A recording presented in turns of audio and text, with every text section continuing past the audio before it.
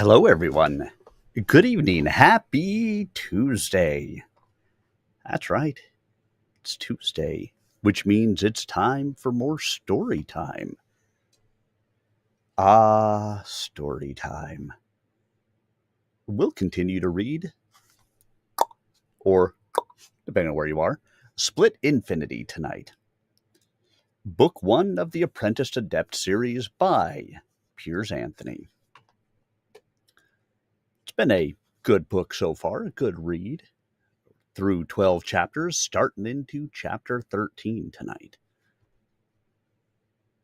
Well, let's talk a little bit about what happened last time, and then we'll dive right in. Of course, if you want, you can always stop out to my YouTube channel, youtube.com/@SirArminius, if you want to catch up on the story, listen to everything that has gone before, and of course, this will all be up there after tonight as well. Because that's the way, we do it, I record all these chapters. They'll be up on YouTube for you to listen to after the stream. So, last time around, Stile had gone to the Oracle. At the Oracle, he found out that in order to survive, he needs to know thyself, which they take to mean that he needs to know who he is, which of the adepts he is, because, frankly, they don't know. His style of magic, which he has sworn off of for Nasa, his style of magic is with music and rhyme. But they don't know what style each of the adepts actually has, which makes it impossible for them to know right away who he used to be. While he was there, he met a werewolf named Kurlgeir, who his job is to cultivate blue in order to regain his standing in his pack. He got kicked out of his pack because he refused to kill his father.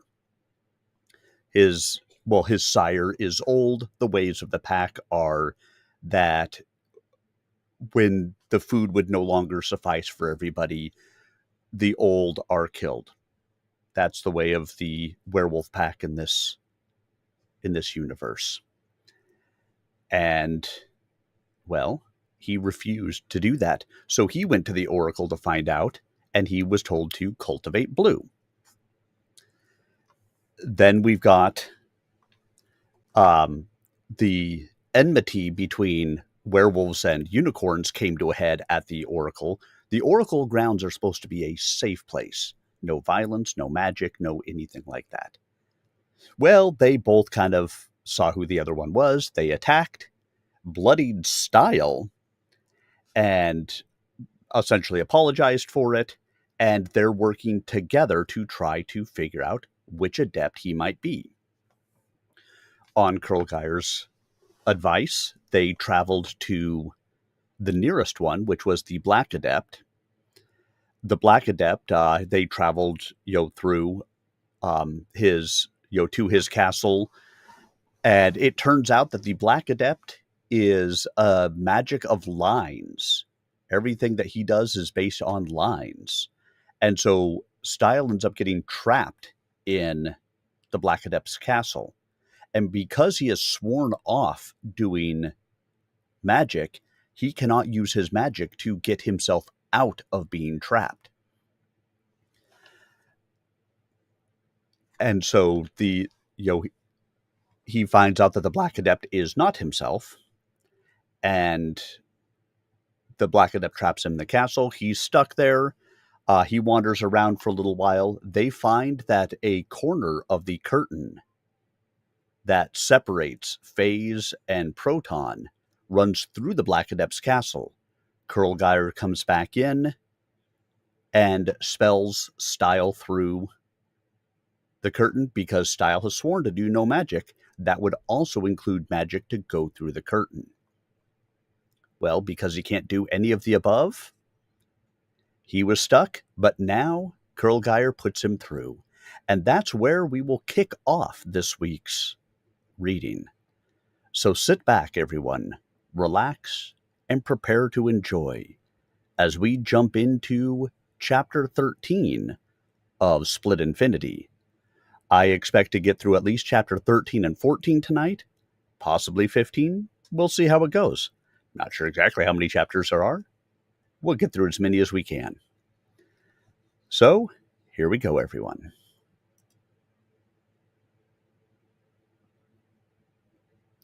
Chapter 13, Rungs. Stile landed outside a dome. He gasped, for the air was barely breathable. He might survive 30 minutes without a mask, but would not enjoy it. The limited oxygen of Proton's atmosphere was further reduced to favor the needs of the dome, and the pollution of sundry industrial processes was dumped out here. He realized, was it for the first time, that the barren surface of Proton was the result of man's activities. Had the machine age not come here, the atmosphere would have remained like that of Phase. Man's civilization had made a heaven planet into hell. Fortunately, the dome was within 5 minutes foot travel. He could see it clearly, for its illumination flowed through the force field, lighting the barren plain. Stile, his fatigue somewhat abated by his rest and the shock of the cold night, walked briskly toward the dome, drawing his clothing tightly around him. So long as he kept his respiration down, the air was not too hard on his lungs. Running would be a disaster, though. His clothing helped shield him from... Clothing! He could not wear that here. He was a serf. Yet, without it, he would soon be in trouble from the cold. He would have to wear it as long as possible, then dispose of it before entering the dome. Maybe he could recover it when he returned to Phase. But he could not return where he had left, for that would put him right back in the prison of the Black Adept. He needed his clothes for the other frame, but not in this locale. He would have to risk carrying it with him. Stile reached the dome. It was a small one, evidently the private estate of a citizen. It was hardly safe for a serf to intrude uninvited on such a place, but he really had no choice. These few minutes had made him uncomfortable. The less exposure to outside conditions, the better. He removed his clothing, bundled it up with the shoes inside, and stepped through the dome wall. Instantly, he was in light and warmth. This was a tropical garden of the kind popular with citizens, whose tastes seemed to run opposite to the external wasteland their policies were making on the planet. Exotic palms were at every available spot, with a cocoa chip mulched beneath. No one was present, which was why Stile had entered here. If he were lucky, he might get through undiscovered. He was not. An alert gardener challenged him before he had taken 20 steps. "Halt, intruder! You're not of this estate!"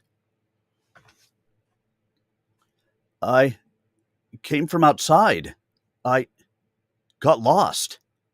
Stile doubted he could afford to tell the truth, and he would not lie. "I had to come in. I would have died." "You look half dead," the serf agreed. Another serf hurried up. "I'm the garden foreman. Who are you? What are you doing outside without equipment? What are you carrying?" That was a foreman, all right. "I'm Stile, unemployed, formerly a jockey. I thought my life was threatened, so I tried to hide, but..." He shrugged. "It's a different world out there." "It sure as hell is. Were you trying to suicide?" "No, but I nearly died anyway. I've had no food or water for 2 days." The foreman ignored the hint. "I asked you what you were carrying." "This bundle? It is medieval Earth costume. I thought it would help me in the other world." He was skirting a fuzzy line, ethically, and didn't like it. But again, wouldn't the truth convey less of the situation to this man than this half-truth did? What serf would believe a story about a magic world? The foreman took the bundle and spread it out on the ground. A harmonica? Stile spread his hands silently. He was now in a position where anything he said would seem a lie, including the truth. Suddenly, phase seemed like a figment of his imagination, the kind of hallucination a man exposed to oxygen deprivation and gaseous pollutants might have, especially if he had also suffered from hunger, thirst, and cold. In the past, men had undertaken similar deprivations as rites of passage, provoking similar visions. What had happened to him, really? I'll have to notify the citizen, the foreman said. Stile's hopes sank. This surely meant trouble. Had the man simply told him to clear out to serve quarters? Sir, the foreman said. What is it, Gardner? The citizen's voice responded. It sounded familiar. Sir, a stranger has intruded from outside, carrying medieval earth costume, including sword, knife, and a musical instrument. Bring him to the viewer. The voice gave Stile a chill.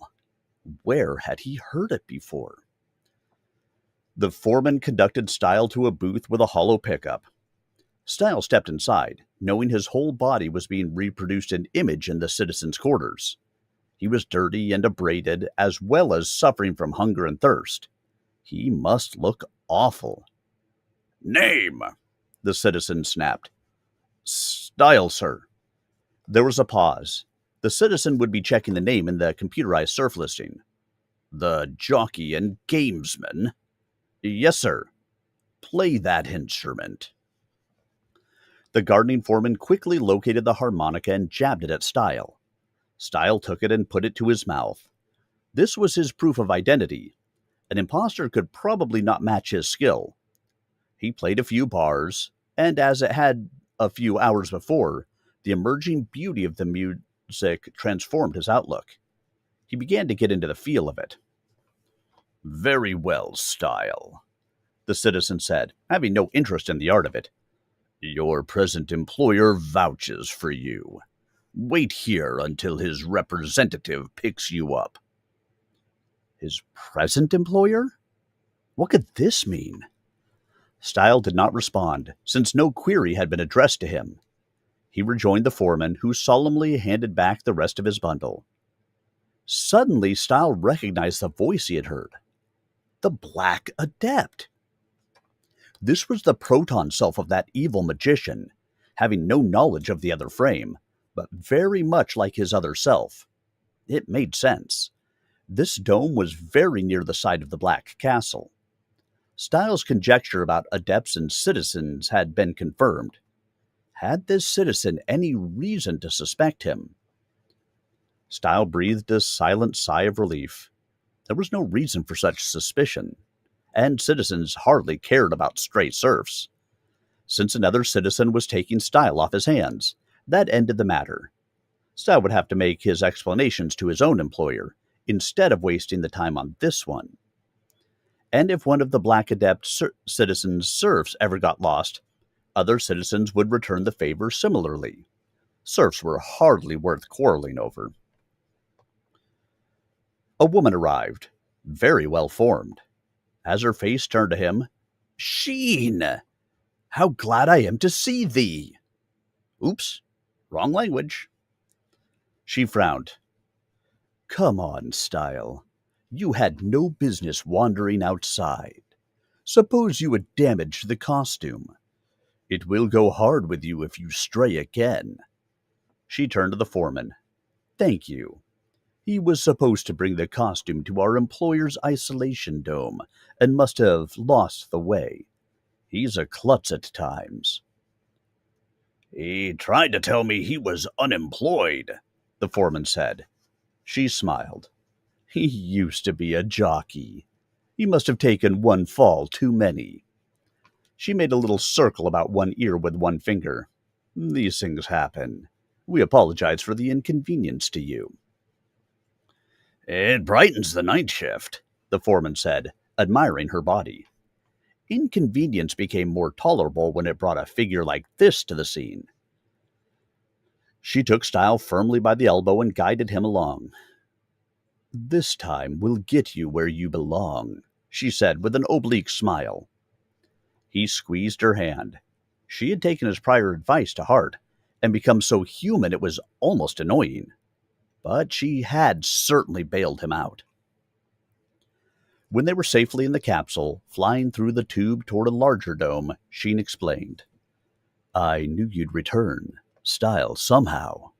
I really am programmed for intuition. So I had my friends make up a robot in your likeness, and we got you a new employer. The moment the query on you came through the computer." "I see." Her friends were the self-willed machines who could tap into the communication network. In fact, some of them probably were the communication network. What an asset they were at times. From the general dome, they took a transport rocket to Stile's original home dome. In a matter of minutes, the travel of several days by unicorn was reversed. That reminded him of another aspect. What should he say to Sheen about NASA? They returned to Stile's old apartment. Sheen had kept it in good order, or the robot who bore his name had done so. It seemed Sheen had put the robot away as soon as news of Stile's appearance reached her. Sheen had been most industrious and efficient on his behalf. What had it been like here with two robots? Had they eaten, slept, made love? Stile found himself feeling jealous and had to laugh at himself. Obviously, the robot Stile was not self-willed. It would be a true machine, programmed by Sheen. "We must talk," Sheen said. "But I think first we must feed you and rest you. That curtain frame has not treated you kindly. You are bronzed and scratched and gaunt around the edges."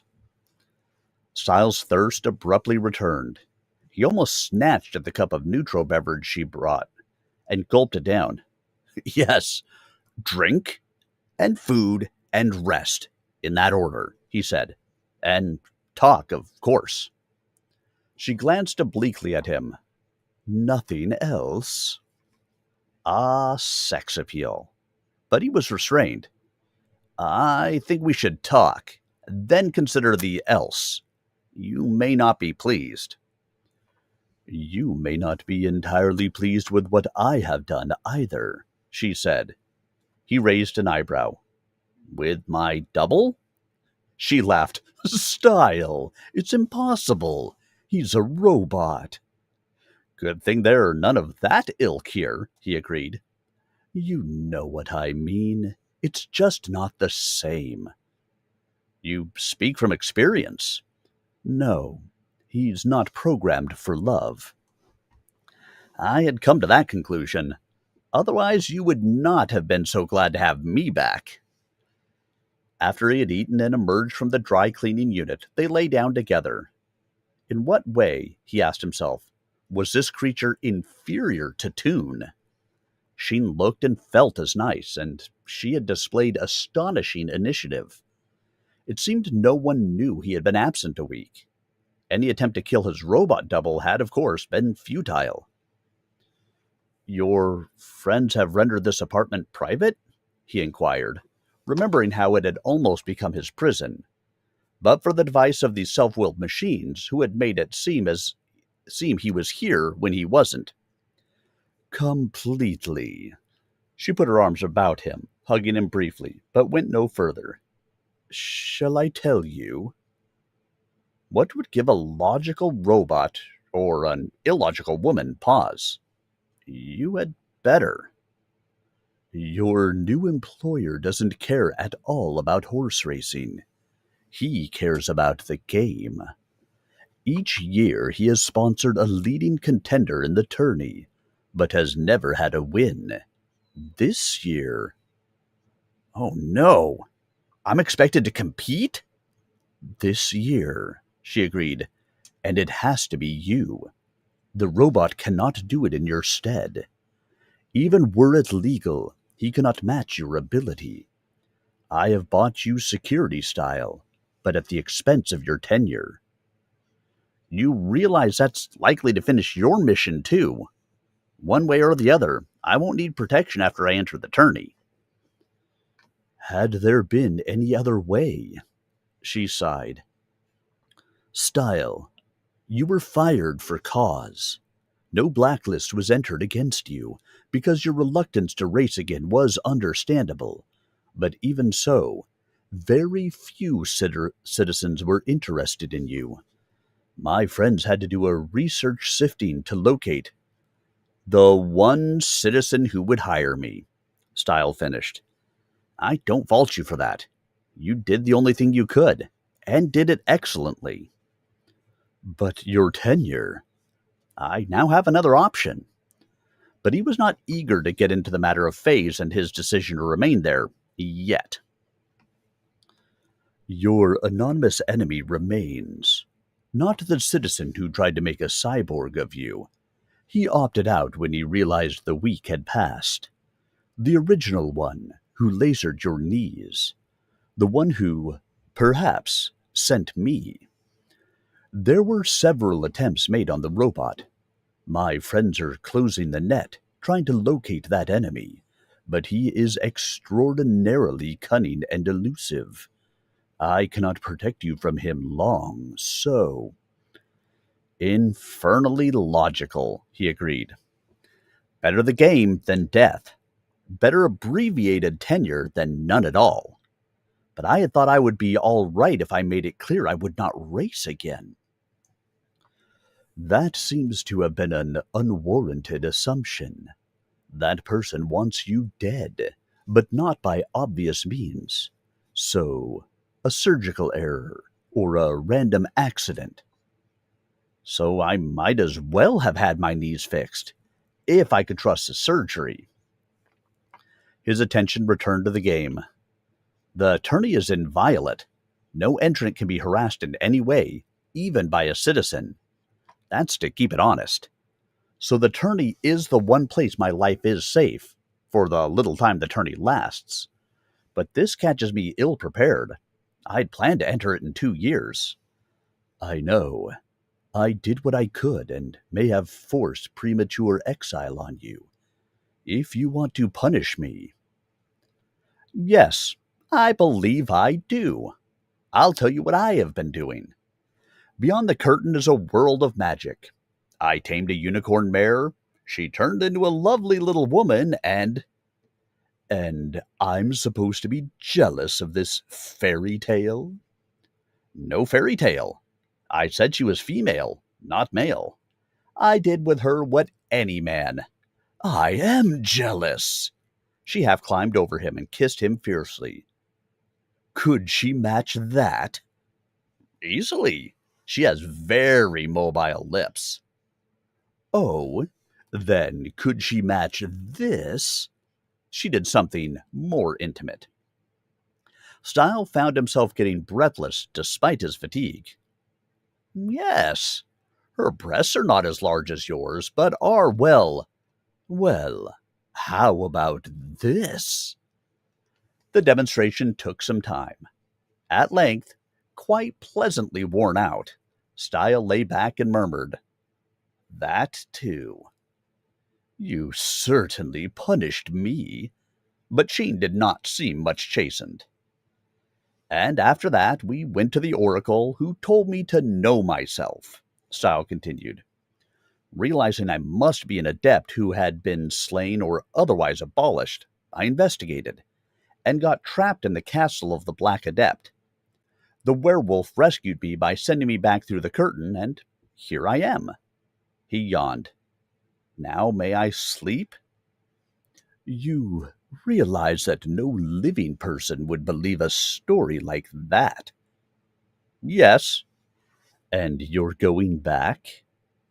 Yes. I cannot stay long in the frame of Proton in any event. This gives me an alternative. Unless you win the tourney, then you can stay for life. Easier said than done, girl. In 2 years, I would have been at my game proficiency peak. At the moment, my chances are less than ideal. As a citizen, you could find out the identity of your enemy. There is that. He smiled. Now, Sheen, what was it you had in mind to do when we finished our talk? She hit him with a pillow from the couch. We just did it. Didn't you notice? Did what? She hauled him into her, kissing him and flinging a leg over his thighs.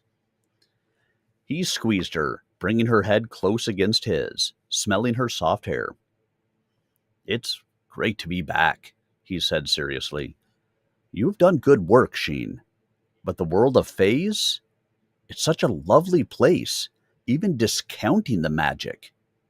I feel more nearly fulfilled, as if my human potential is at last awakening. I have to return. Do you understand? Maybe you feel as I would feel if I passed through myself and found myself alive. She closed her eyes, imagining. Yes, you have to go back. But will you visit here? Often. There are things for me in this world, too. Of which I am one? Of which you are the main one? That is all I have a right to ask. Again, Stile felt a helpless guilt. She loved him. He could not truly love her. It hardly mattered that a specialist could make one tiny change in her programming that would instantly abolish or reverse her feeling for him. Her present program was real. Modern surgery could transplant his brain into another body, but his present body was real. He did not like fundamental changes. If he left Proton, he was leaving her, again, in the way Toon had left him. Yet Sheen herself had shortened his tenure. She was correct. She could not ask more of him. The night was only half over, long as it had seemed. He drew her over him like a blanket and slept. In the morning, he started his move to enter the tourney. He went to the game annex, located the 35M ladder, and touched the button by the rung above his own. He was challenging 9. In a moment, the holder of rung 9 responded to the summons. He was, of course, a 35-year-old male. For the purpose of the game, age was strictly by chronology. There was constant disruption in the ladders, as birthdays shifted people from one to another. No one was given a place in the top 20 free. The number 1 rung holder in one age had to start at number 21 on the next age's ladder. But at the qualifying date for each year's tourney, the ladders were fixed. There were no disqualifications by birthdays within the tourney itself. Apart from age and sex, the resemblance of the holder of rung 9 to Stile was distant. He was tall and thin, like a stooped scholar. The appearance fit the reality. His name was Tome, and he was a researcher for a studious citizen. Tome was very much a creature of intellect. He invariably selected the mental column when he had the numbered facet of the grid, and machine when he had the lettered facet. Because Tome could beat most people in games of the mind, and hold even when assisted by machine, especially when the machine was a computer, he was successful enough to hold his rung. Because he was limited, he was not a potential champion. Tome was known as a 2C man, the definition of his specialties. Second vertical, third horizontal. If a person were weak in those, he would have trouble passing Tome. Stile was generally strong in 2C. He could handle Tome, and the other man knew it. Stile simply had not wanted the rung before. They went to a booth and played the grid. Stile had the numeric facet. Good. He regarded that as more fundamental. He would not choose mental, of course. This was not a fun challenge where he wanted a good game, but a serious challenge where he needed to win with least risk. He did not care for the 50-50 chance that chance offered. Tome was pretty fair on machine arts such as the theremin, so that was not a good risk. So it had to be Stile's strong column. physical. Tome chose machine, of course. Immediately the subgrid showed 1. Motion, 2. Action, 3. Observation. 9 types of machine-assisted competitive sports, ranging from cycle racing in 1A to stellar location in 3C. Stile had the letter facet of this grid. Unfortunately, he could not select the machine racing column, and knew that Tome would not. Tome would go for observation, unless he figured Stile for water. That would put them in 3B, which amounted to sonar location of sunken ships. Tome was not really sharp at that, but he was a fair hand at water hydrant dueling, so might go for action. Therefore, Stile went for air instead. He won. It came up 1C, dueling by guns, lasers, and similar powered distance weapons. Tome was good at this, but Stile was better, and both knew it. Draw? Tome's query came on the panel. It was legitimate to make such an offer at any stage in the selection, and it was often done as part of the psychological combat. In this case, it was an admission of weakness. Stile hit the decline button, and followed with, concede? Tome hesitated. Seconds passed. If he did not negate within 15, the concession would stand. Concession was always a demand, never an offer, at this stage. Another rule to prevent irresponsible players from tying up the grids when they had no intention of playing a game. But at last, the decline button lit. Now the lists of individual variants appeared on the screen. Tome, the one challenged, had the first choice. He placed antique pistols in the center square of the 9-square subgrid that formed. Stile followed with a laser rifle in a corner.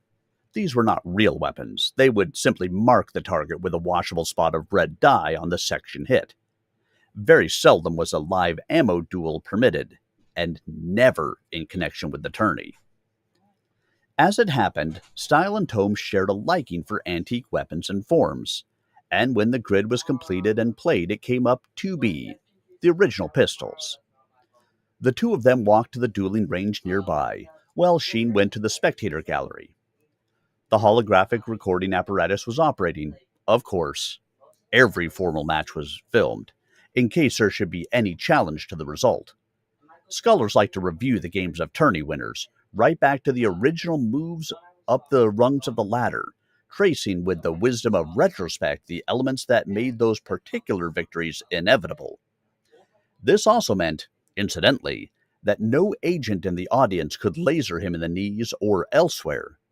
That shot would be recorded and the assassin apprehended immediately. This was no horse race. They had to wait a few minutes for the use of the range. Dueling was popular, and there were a number of specialists who dueled every day. Had Stile been playing the game with one of them, he would have avoided this option at any cost. That, of course, was the strategy of the game. The key to victory lay in the grids. A good gridder could get by with very few game specialties, always directing the selection to one of those. Just as Tome had to master only 7 of the basic 16 choices of the primary grid, and a proportionate number of each subgrid.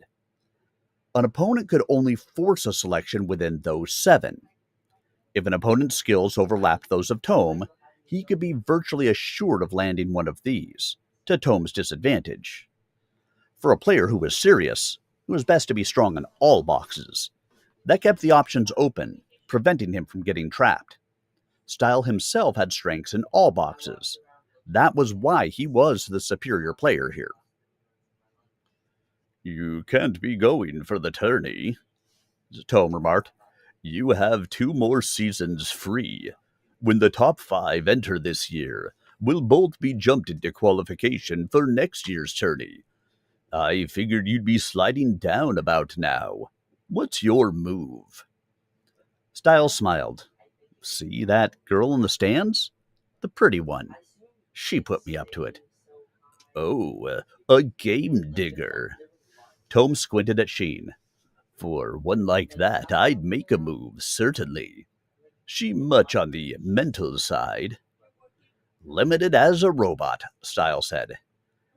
Going to move up to rung 6 so you'll be number 1 after the cut. That's risky. If someone gets sick at the last moment before qualification, you'll be shunted into the tourney. Tome obviously had no doubts, in his mind, about the outcome of this match, and hardly cared. He had no intention of skirting the tourney too closely.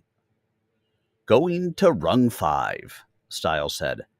I prefer that this not be brooded about. Tome's head snapped around in surprise. This year? Not entirely my choice, but I've had some problems in my employment. So I have heard. Knee injury, wasn't it? I'm surprised you didn't have immediate surgery.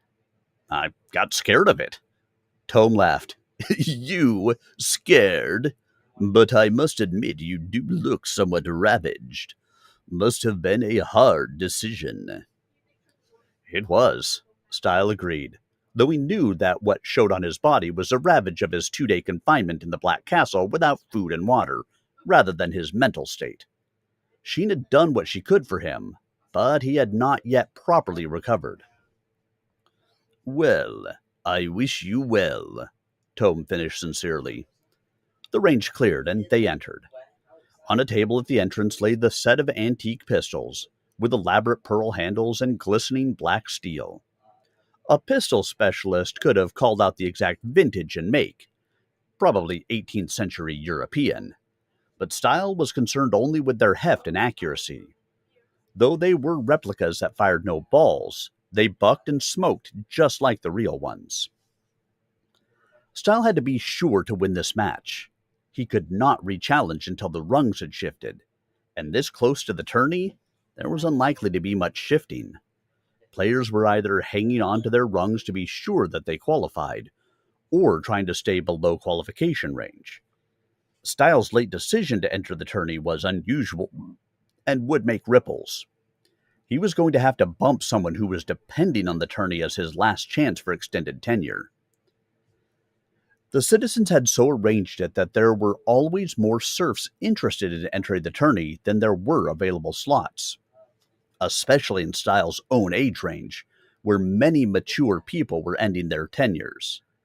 There were tenures expiring in all age ranges, for serfs could enlist at any age, but the older ones generally lacked the drive and stamina for real expertise in the game, and the younger ones lacked experience and judgment. The ladders of the 30s, male and female, were the prime ones. The weapons were good, of course, and as similar to each other as modern technology could make them. Each party took one, went to the center mark of the range, stood back to back, and began the pace-off at the sound of the timing bell. 10 paces, turn, and fire, each pace measured by the metronome. The man who turned and or fired too soon would be disqualified. The 10th beat had to sound. Some people who were excellent shots in practice were bad ones in such duels. They had to have time to get set, to orient on the target, and here there was neither time nor any fixed target. Some lost their nerve when confronting an actual opponent who was firing back. Special skills and nerve were required for this sort of match. Both Stile and Tome possessed these qualities. At the 10th beat, Stile leaped, turning in air to face his opponent. Tome merely spun in place, withholding his shot until he fathomed Stile's motion. He knew Stile seldom fired first. Stile preferred to present a difficult target, encouraging the other to waste his only shot. Then, Stile could nail him at leisure. Tome was too smart for that. Stile landed, plunged on into a roll, flipped to his feet, and jumped again. Had Tome figured him for a straight bounce, his shot would have missed. But Tome was still being careful. His pistol was following Stile's progress, waiting for the moment of correct orientation. That moment never came. In midair, Stile fired. A red splash appeared in the center of Tome's chest, marking the heart. Contrary to popular fancy, the human heart was centered in the chest, not set to the left side. Tome spread his hands. He had waited too long and never gotten off his shot. He was officially dead. Tome washed off the red stain while Stile registered the win with the game computer outlet. They shook hands and returned to the game annex. Their names had already exchanged rungs. Stile punched rung 8, his next challenge. He wanted to capture as many rungs as he could before the alarm spread, and before news of his present weakened condition also got about. If his opponents thought it through, they would force him into the more grueling physical games, where he would be weakest. The challengee appeared. He was a squat, athletic man named Beef. "Tome, you challenging me?" he demanded incredulously. Not I, Tome said, gesturing to the ladder. Beef looked. "Stile, what move are you making?" A challenge move, Stile said. Beef shrugged. "I can't decline." They went to a booth and played the grid. Beef was unpredictable. Often he picked unlikely columns, just for the hell of it. Stile selected B, Tool, hoping the other would not pick 3, Chance. His hope was in vain. Beef was more curious about Stile's motive than about the outcome of the game, and they intersected at 3B, the home of roulette, dice, all manner of gambling devices. Precious little skill. Stile could take Beef in most games of skill, but Chance made it even.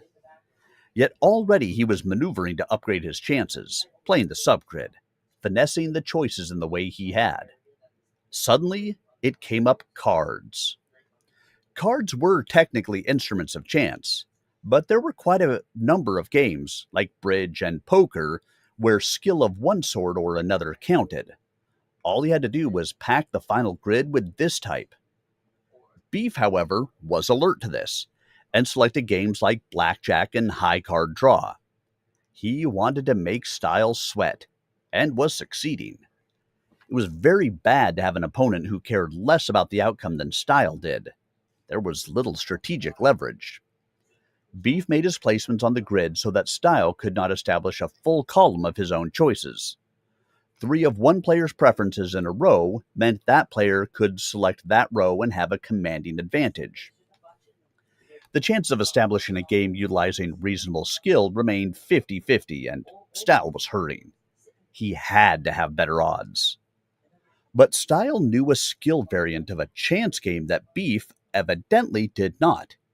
He slipped it in, played for it, and got it. War. Strategy.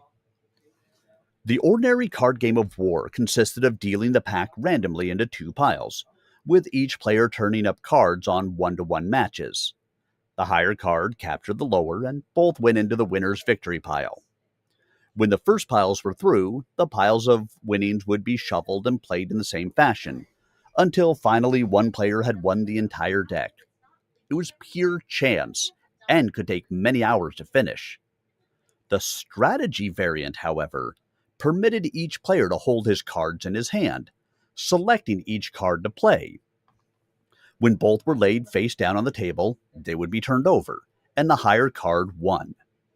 This play was not truly random.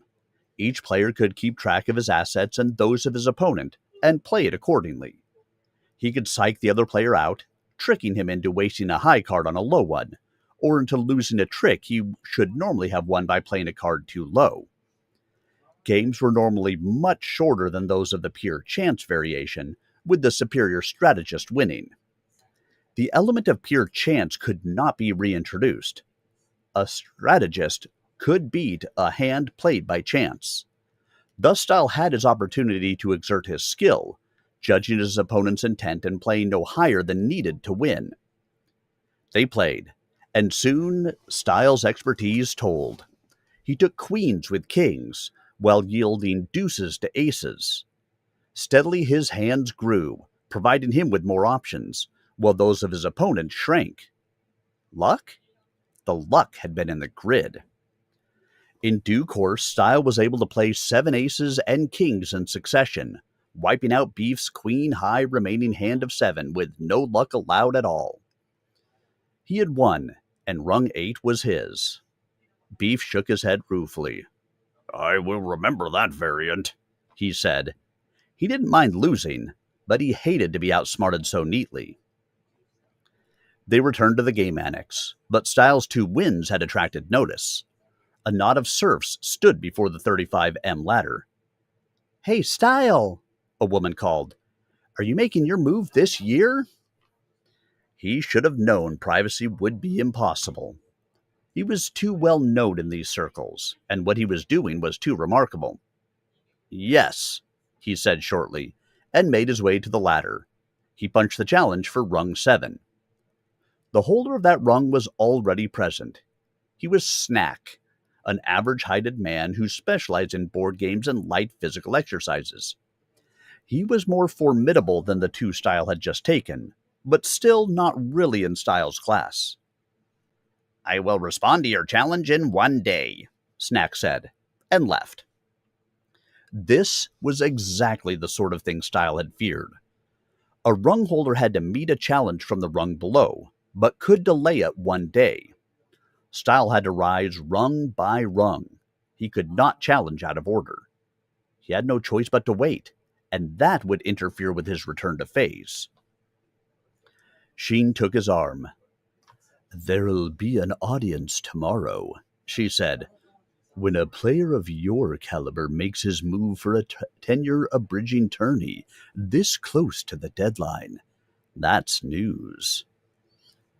"I wanted to qualify quickly so I could return to phase before the tourney," Stile said. "Nasa is waiting and worrying." Even as he said it, he knew he should not have. Somehow the words got out before his mental intercept signal cut them off. "Cancel that," he said belatedly. She looked straight ahead. "Why? I'm only a machine." Here we go again. I promised to return to meet her at the Palace of the Oracle. It was her question to the Oracle that freed me, the only one she can ask in her lifetime. She used it up just to help me. I must return. "Of course." "I made a commitment," he said. She relented. "She did send you back to me. I should return the favor. Will you promise to return, to meet me again?" "And qualify for the tourney." "Yes, because you have also sacrificed yourself for me." "Then we shall send you on your way right now." "But I have to compete for rung 7 in 1 day." "So you will have to work fast over there." She drew him into a privacy compartment. "I'll send you across to her, right after I have had what I want from you." And she kissed him most thoroughly, proceeding from there. She was a robot, he reminded himself, but she was getting more like a living woman than any he had known since Toon. And he was not unwilling, and she did turn him on. It would be so easy to forget her nature, but then he would be entering another kind of fantasy world, and not a healthy one. Yet how could he continue with a robot in one frame and a unicorn in the other? Even if he entered the tourney and won against all the odds, and located his other self in phase and assumed his prerogatives there, impossible dreams, probably. How would he alleviate the developing conflict between females?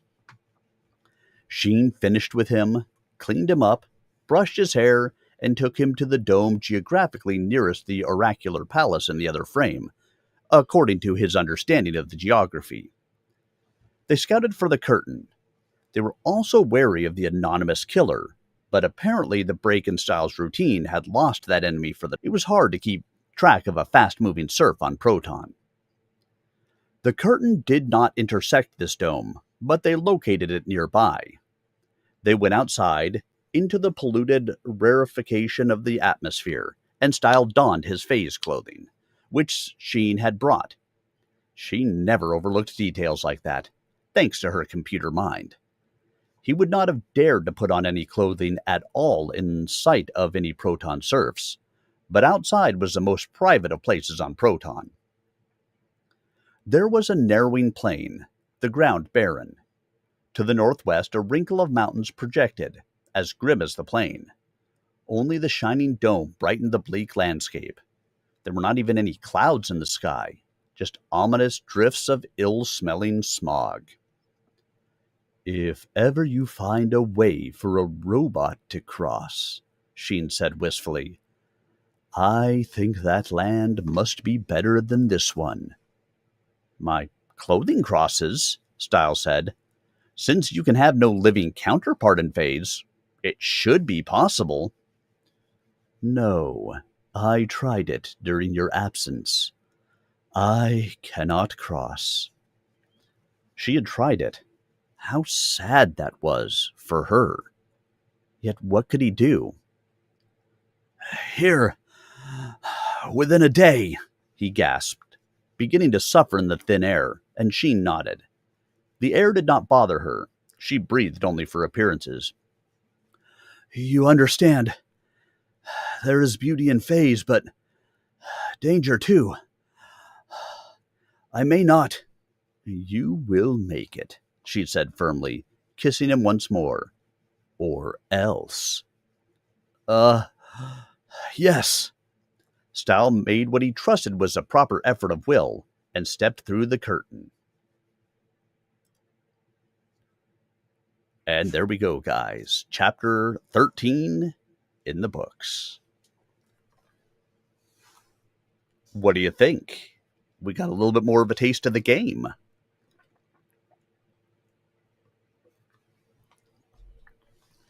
I'm curious, has anybody here ever heard of and played a strategy variant of war in cards before? I will admit I had never heard of such a thing prior to having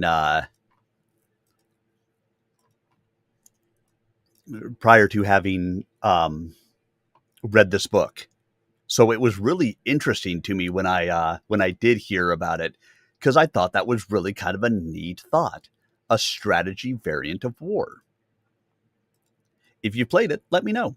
If you haven't played it, well, you don't have to let me know, because it's okay. All right, guys, let's jump back into chapter 14.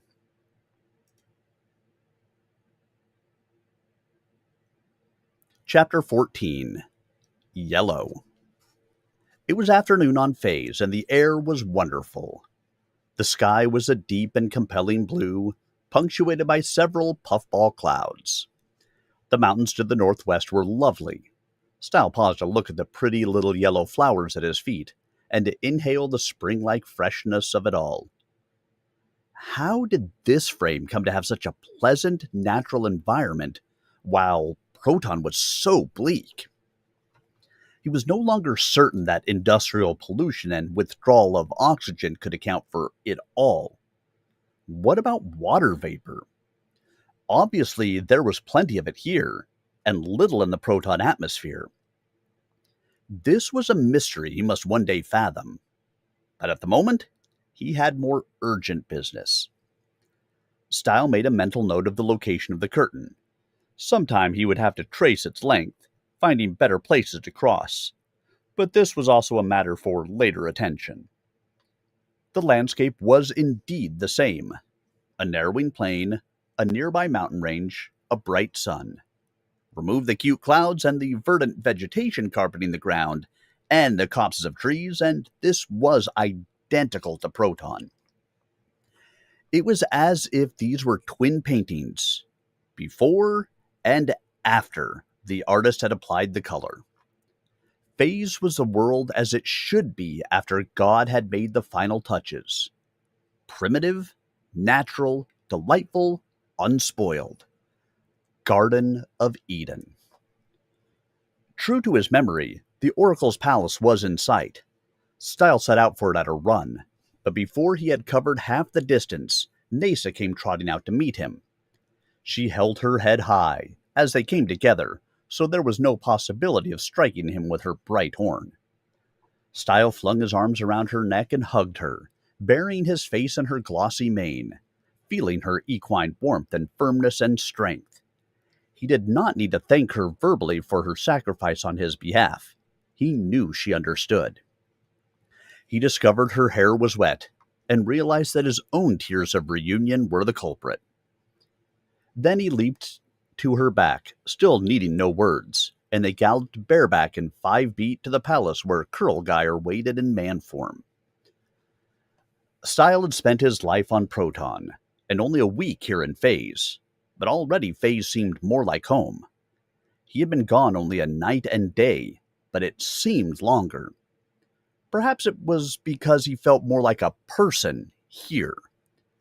Actually, the only other true human beings he had encountered in Phase were the man at the curtain who had given him the demon amulet and the Black Adept. Still, Kurlgeir shook hands gravely. I am pleased to know thy escape was successful, the werewolf said. I reassured the mayor, but feared privately thou mightst land between domes. I did, but close enough to reach the nearest dome before I suffocated. Stile took a deep breath, still reveling in it. I should have crossed with thee to make sure, but Nasa was waiting outside, and I never thought of... I understand exactly how it is. I never thought of it either. I could have walked a quarter mile along the curtain and willed myself back through to you, outside the Black Castle. That never occurred to me until this moment. Kurlgeir smiled. We live, we learn. No confinement near the curtain shall again restrain us. He squinted at Stile. Thou lookest peaked. Have a sniff of this. He brought out a sprig with a few leaves and a dull yellow flower, dried. Stile sniffed. Immediately he felt invigorated. Strength coursed through his body. What is that stuff? Wolfsbane. Wolfsbane? Something that curses wolves? How canst thou carry? I am not in my lupine form. I would not sniff it then. Oh. Stile couldn't really make much sense of this, but could not argue with his sudden sense of well-being. Something else, he said. Didst thou not tell me that most of the people were parallel, existing in both frames? There are about 5,000 Proton citizens, and 10 times as many serfs, and countless robots, androids, cyborgs, and animals. But I have not seen many people here on Phase, and not many animals. There are at least as many people here as on Proton, plus the societies of werewolves, unicorns, vampires, demons, and assorted monsters. But 2 things to note. First, we are not confined to domes. We have the entire planet to roam, many millions of square miles, so... Miles? Stile asked, trying to make a fast conversion in his head and failing. We use what thou wouldst call the archaic measurements. 1 square mile would be about 2.5 square kilometers, so... Oh, yes, I know. I just realized... Archaic measurements. Would that by any chance affect magic? I tried to do a spell using the metric scale and it flubbed. Before I swore off magic. That might be. Each spell must be correctly couched, and can only be employed once. That is why even adepts perform sparingly. They hoard their spells for future need, as citizens hoard wealth in Proton. May I now continue with my original discourse? No, of course, Stile said, embarrassed, and Nasa made a musical snort of mirth. Stile squeezed her sides with his legs, a concealed hug. He tended to forget that she understood every word he spoke. So, there are very few people for the habitable area, and many large regions are as yet uninhabited by man. Thou needst not be surprised at seeing none. The second reason is that many of the people here are not precisely the form of their proton selves. They are vampires, elves, dwarves. He broke off. Stile wished he hadn't. It had almost seemed his size was irrelevant in this frame. Foolish wish. I never judged values in terms of size, Stile said. A dwarf is still a discrete individual, surely. Of course, Kurlgeir agreed. It was his turn to be embarrassed. They were now in the Oracle's palace. I have less than a day before I have to go back to Proton, Stile said. Nasa stiffened. Go back, Kurlgeir demanded. I understood thou hadst no commitment there. It was only to escape the prison of the Black Demon that thou... I have a woman there, Stile said. She covered for me during mine absence. I've agreed to enter this year's tourney, that she not be shamed. Thus it is likely that my tenure on Proton will be brief. The tourney? Thou presumes thou canst win? Doubtful, Stile said seriously. I'd planned to enter in 2 years, when some top players would be gone and my strength would be at its peak. And even then the odds would have been against me. It is hard to win 10 or 12 consecutive games against top competition, and luck can turn either way. I would rate my chances at perhaps 1 in 10, for I could lose to a poorer player with one bad break. Nasa tooted questioningly. Well, 1 chance in 12, perhaps, Stile amended. I did not mean to brag. The mayorman means to inquire what thou meanst to do if thou shouldst win the tourney, the werewolf said. Since thou wouldst then be a citizen with permanent tenure, no need ever to depart Proton. Stile wondered in passing how the werewolf had come to know the unicorn well enough to translate her notes in only 1 day. Maybe shape-changing creatures had natural avenues of comprehension. A citizen has virtually complete freedom and power. I would be under no onus to choose between frames. But I like Phase. I think I would spend much of my time here anyway. Much depends on my situation here. If I should turn out to be a vicious person like the Black Adept, I think I'd prefer to vacate. Yet the citizen who was a Black Adept's other self had not seemed to be a bad man. Perhaps it was solely the absolute power that corrupted. Power beyond that of any citizen. What would an adept be like if he had residences in both frames and free access between them? It is a fair response, Kurlgeir said. If thou must return for a game within a day, only the yellow adept is within range to check, without the employ of magic. Would it not be better to yield this quest, being satisfied as thou art now? Not while someone is trying to kill me here. That person must know who I am.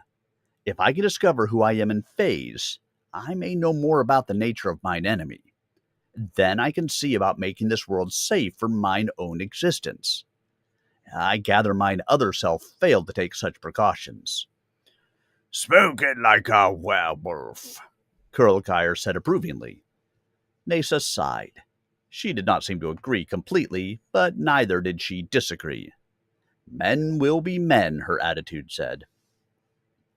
Nasa, I want to be honest with thee, Stile said, feeling the need to provide a better justification. I like Phase. I like thee. But this is not truly my world. Even if there were no threat to my welfare, I could not commit myself absolutely to stay here. I would need to know that my presence served in some way to benefit this world, that there was some suitable challenge to rise to, something that needed doing that perhaps only I could do. If there seems to be more of a need and challenge in the other frame... Nasa made another musical snort. She inquires whether thou wouldst feel more positive if she released thee from thy vow of no magic. The werewolf translated. Stile considered. He understood that the acceptance of such a release would subtly or overtly alienate him from the unicorn. It was only his vow that made it possible for her to associate with him on their original basis. No, I only want to know who I am. If I can't survive without magic, maybe it's best that I not remain here. I never want to be like the Black Adept. All I need is someone to spell me into the other frame in time for mine appointment there. Then I'll return here for another look at another Adept. One way or another, I will settle my accounts in both frames. Only then will I be in a position to make a proper decision about residence. I will spell thee through, Kurlgeir said. In fact, rather than send thee pointlessly into new danger, I will investigate the Yellow Adept myself and return with news. I think I can now recognize thy likeness, if I encounter it. There is no call for thee to risk thyself on my account, Stile protested.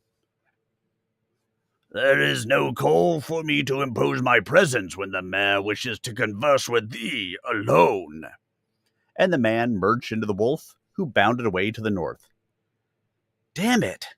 If I start sending others on my foolish quests, where will it end? Stile demanded. I've got to follow him. Stop him. But the wolf was already beyond reach, traveling with the easy velocity of his kind. Probably Nasa could catch him, but only with difficulty. Stile knew Kurlgeir thought he was doing Stile a favor, preserving him from risk, giving him time alone with Nasa. But this was not the sort of favor Stile cared to accept. It was not, he told himself, that Sheen had artfully depleted his sexual initiative immediately before sending him across the curtain.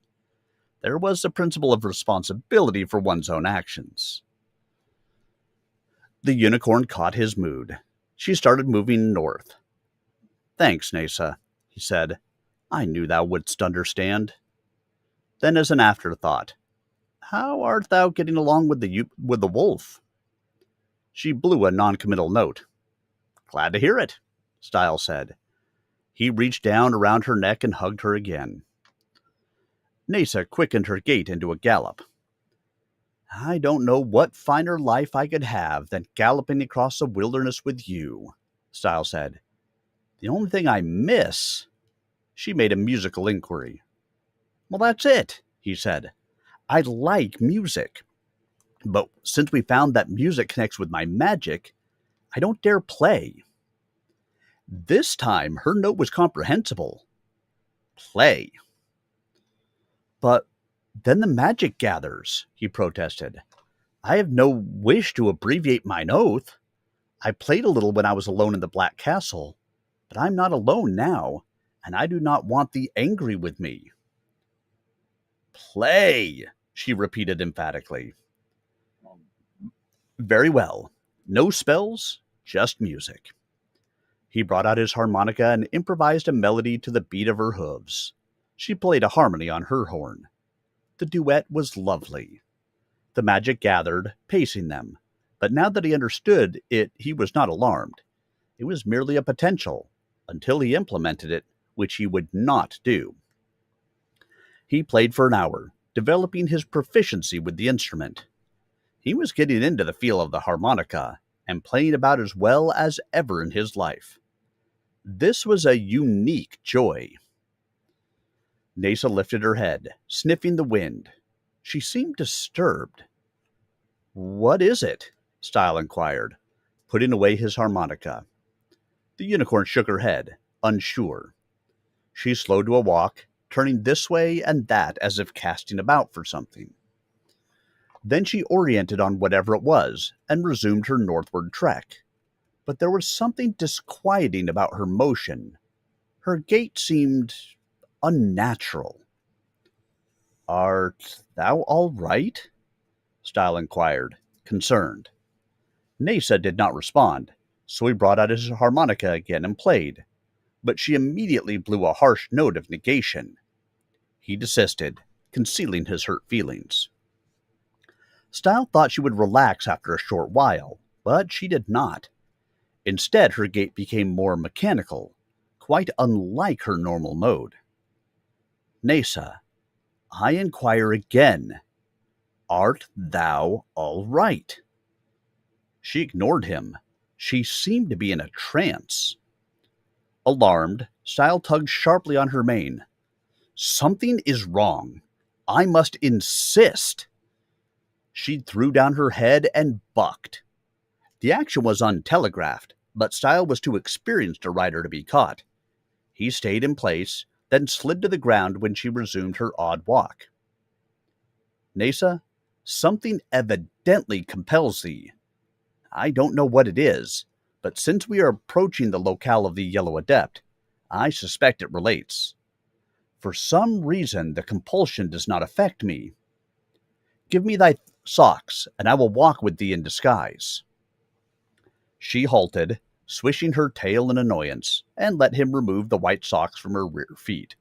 Then she marched on. Stile donned the socks and walked beside her, imitating her walk. If something were summoning unicorns, he wanted to resemble such a captive as closely as possible, until he understood the situation better. The wolfsbane he had sniffed still buoyed his strength. He was ready for anything, and felt no trace of the prior ravages of hunger and thirst. If Nasa had fallen into some spell cast by the Yellow Adept. Soon the property of the Adept came into sight. It was, of course, yellow. The sands were yellow, rising into yellow dunes, and the sun sent yellow beams through a yellow fog that concealed the main operation from a distance. Nasa walked straight into that fog. Soon the Adept's castle loomed. It was more like a ramshackle haunted house, with a partially collapsing roof, broken windows, and weeds growing thickly against the walls. A few yellow flowers straggled at the fringe. Buttercups, sunflowers, a bedraggled yellow rose. Behind the house was a tall, wrought-iron palisade fence, rusting yellow, overgrown by morbid vines with yellowing leaves, but still quite formidable. An odor rose from the premises, animal dung and decaying vegetation. Rustic, but hardly pleasant. Nasa walked right on toward the house, and Stile necessarily followed. Already he did not like the Yellow Adept, and hoped perversely that the magician was alive, so as to be assured this was not Stile's own alternate identity. This time he would not be so foolish as to challenge the Adept overtly. He would just look and retreat quickly. Except for two things. First, there was Nasa. She had somehow been mesmerized, surely for no good purpose, and had to be freed of this complication. Second, Kurlgeir. The wolf had by now had plenty of time to lope in and out, but evidently had not, which suggested that he too had been trapped by the summoning spell. Stile had to verify this, then act appropriately. It might not be easy. Nasa moved right on up to the front door, which was sagging open on rusty hinges. She entered, Stile close behind. They passed through a dusty hall, turned a corner, and bars dropped from the ceiling, separating them. Oh no, not again! Stile backed up, but another set of bars fell behind him. This section of hall had become a cage. There was an ear-discomforting shriek of laughter. Hee! Two fine unicorns, so soon after the wolf! What an excellent day! Hold them out, darling Cory. Let us view our prizes. Something huge bulked at the far end of the hall, beyond the corner. Nasa's cage slid forward. Something was drawing it onward with easy power. After a time, the thing came for Stile's cage. It was the rear end of a pink elephant. The little tail hooked into the forward bars. Then the creature walked, drawing the cage after it. Stile considered poking his sword through the bars and puncturing the fat pink rear, or cutting off the tail with his knife.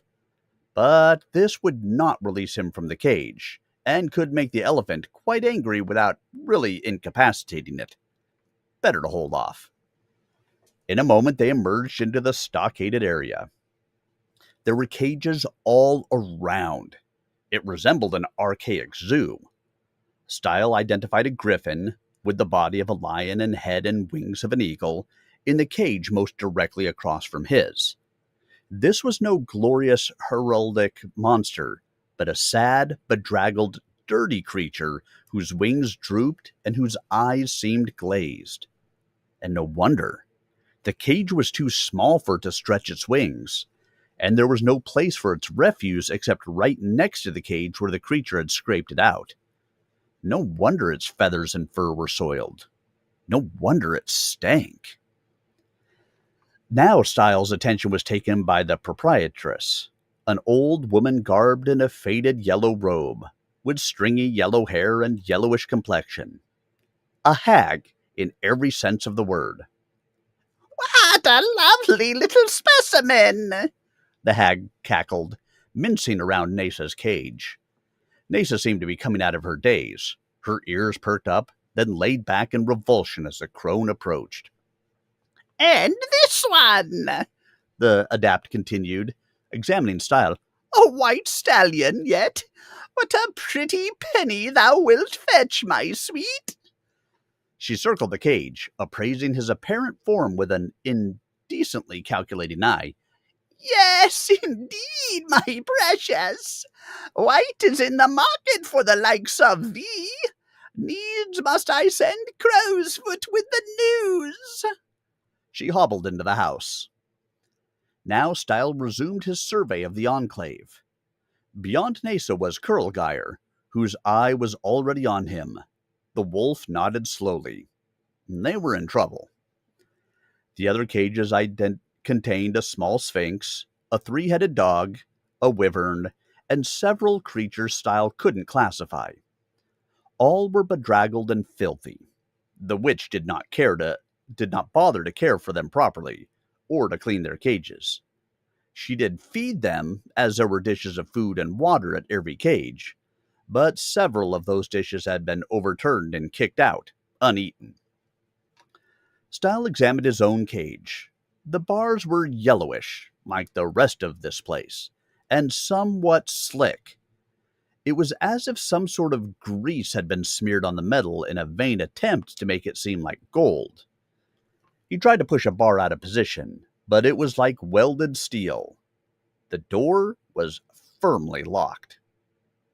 Still, the bars were fairly widely spaced, and he was small.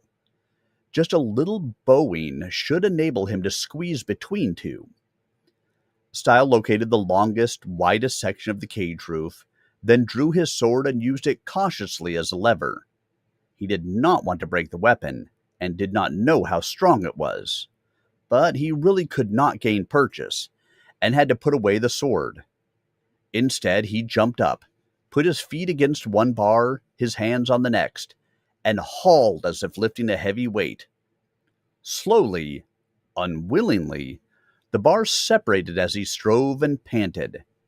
When his muscles balked, he had widened the aperture only slightly, but perhaps it was enough. He dropped down to the cage floor and discovered that he had become the object of considerable attention. He was still disguised as a unicorn. That must have been quite a sight, a horse-like creature clinging to the upper bars. But he couldn't allow such cynosure to stop him. The witch should be back soon. He had to do whatever he could do, rapidly. Stile drew himself up, put his feet between the widened bars, and squeezed his body up and through. Last was his head. His ears got mashed, but he scraped by. He was out. He climbed silently down, while the captive animals watched the contortions of this astonishing unicorn. They were not about to betray him to the witch. The conspiracy of silence was the only weapon they possessed. Stile went to Kurlgeyer's cage. I must have a rapid update, he said. How can I free thee and Nasa and the others? The large bars are too strong for me. The werewolf transformed into his human form, too large to squeeze between the bars. Thou art fortunate in thy size, he said. Only Nasa might do what thou hast done, and the potion hath dulled her wit so she cannot transform her shape. My wolfstain might help steady her, but we dare not administer it to her in animal form.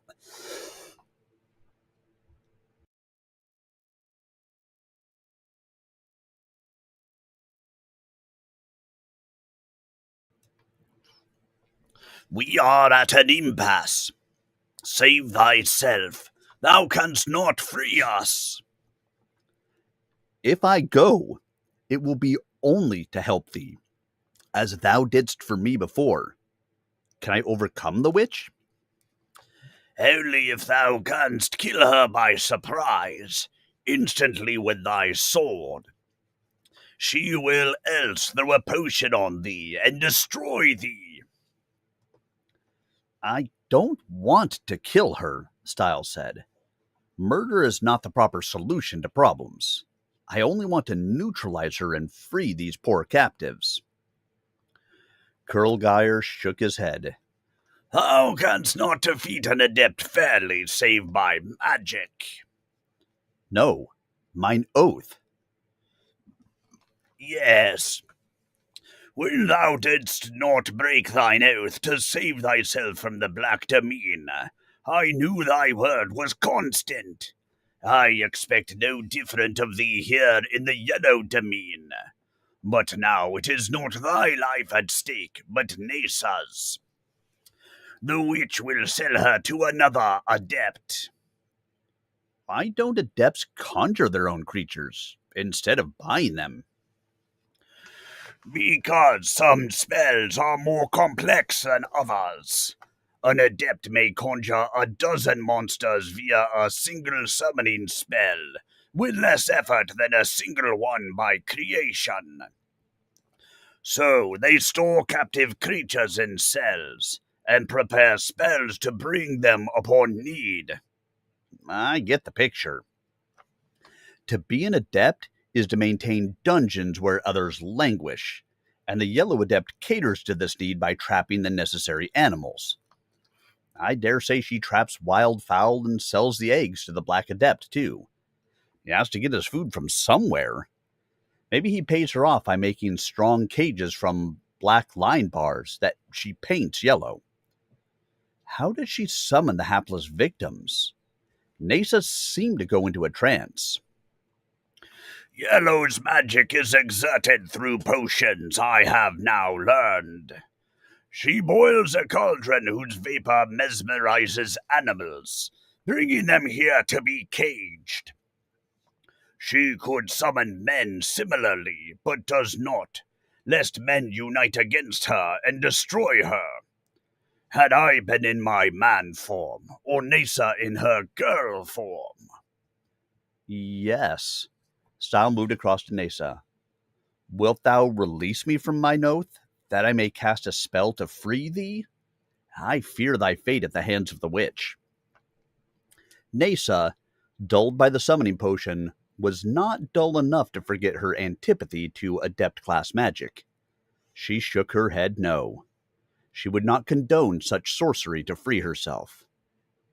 Say, Stile said, trying again, thou canst also change into a firefly, and these bars would not hold.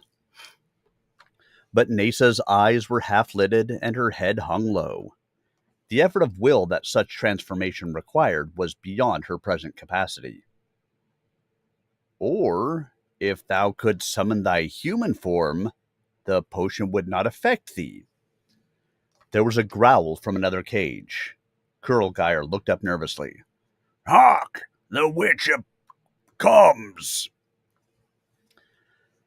Stile jumped to the werewolf's cage, on inspiration drawing off his socks. Don these, he whispered, shoving them through Kurlgeyer's cage bars. And this. He put the sword through with its harness. She will assume. Right. In a moment, the white unicorn image formed. The sword was concealed by the illusion. Remember, thou darest not eat nor drink aught she offers thee, for her potions. Uh-oh. Did Nasa drink? But the yellow adept appeared before the werewolf could answer. Still, Stile hardly needed it. Nasa, like most equines, drank deeply when she had the opportunity, and could have done so automatically while still under the influence of the summoning vapor. That would explain why she hadn't made any real effort to save herself. That also explained why the smarter animals here refused to eat. Kurlgeir had avoided this trap and was alert. But the situation of all these animals remained bleak, for evidently none of them had the strength to break out of the strong cages. Eventually, they would have either to eat or to starve. Not a pleasant choice. Stile's memory of his confinement in the Black Castle remained fresh. Stile was not idle during these realizations. He ducked behind the werewolf's cage, trying to hide. He knew it was foolish of him to hesitate about dealing with the witch. Obviously, she had little to recommend her, and would happily wipe him out. But he could not murder a human being heartlessly.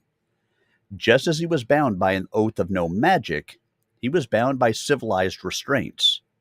Demons and monsters he could slay, not people. Eek! Yellow cried, pronouncing the word exactly as it was spelled.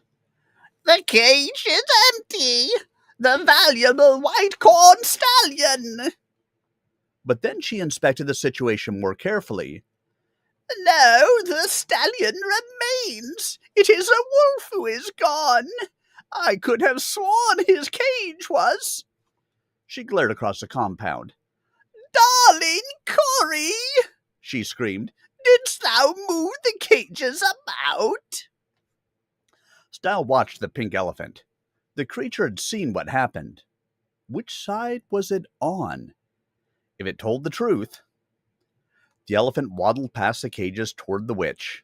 Suddenly it flung its trunk to the side, catching Stile by the nape of his shirt and hauling him into view. It trumpeted.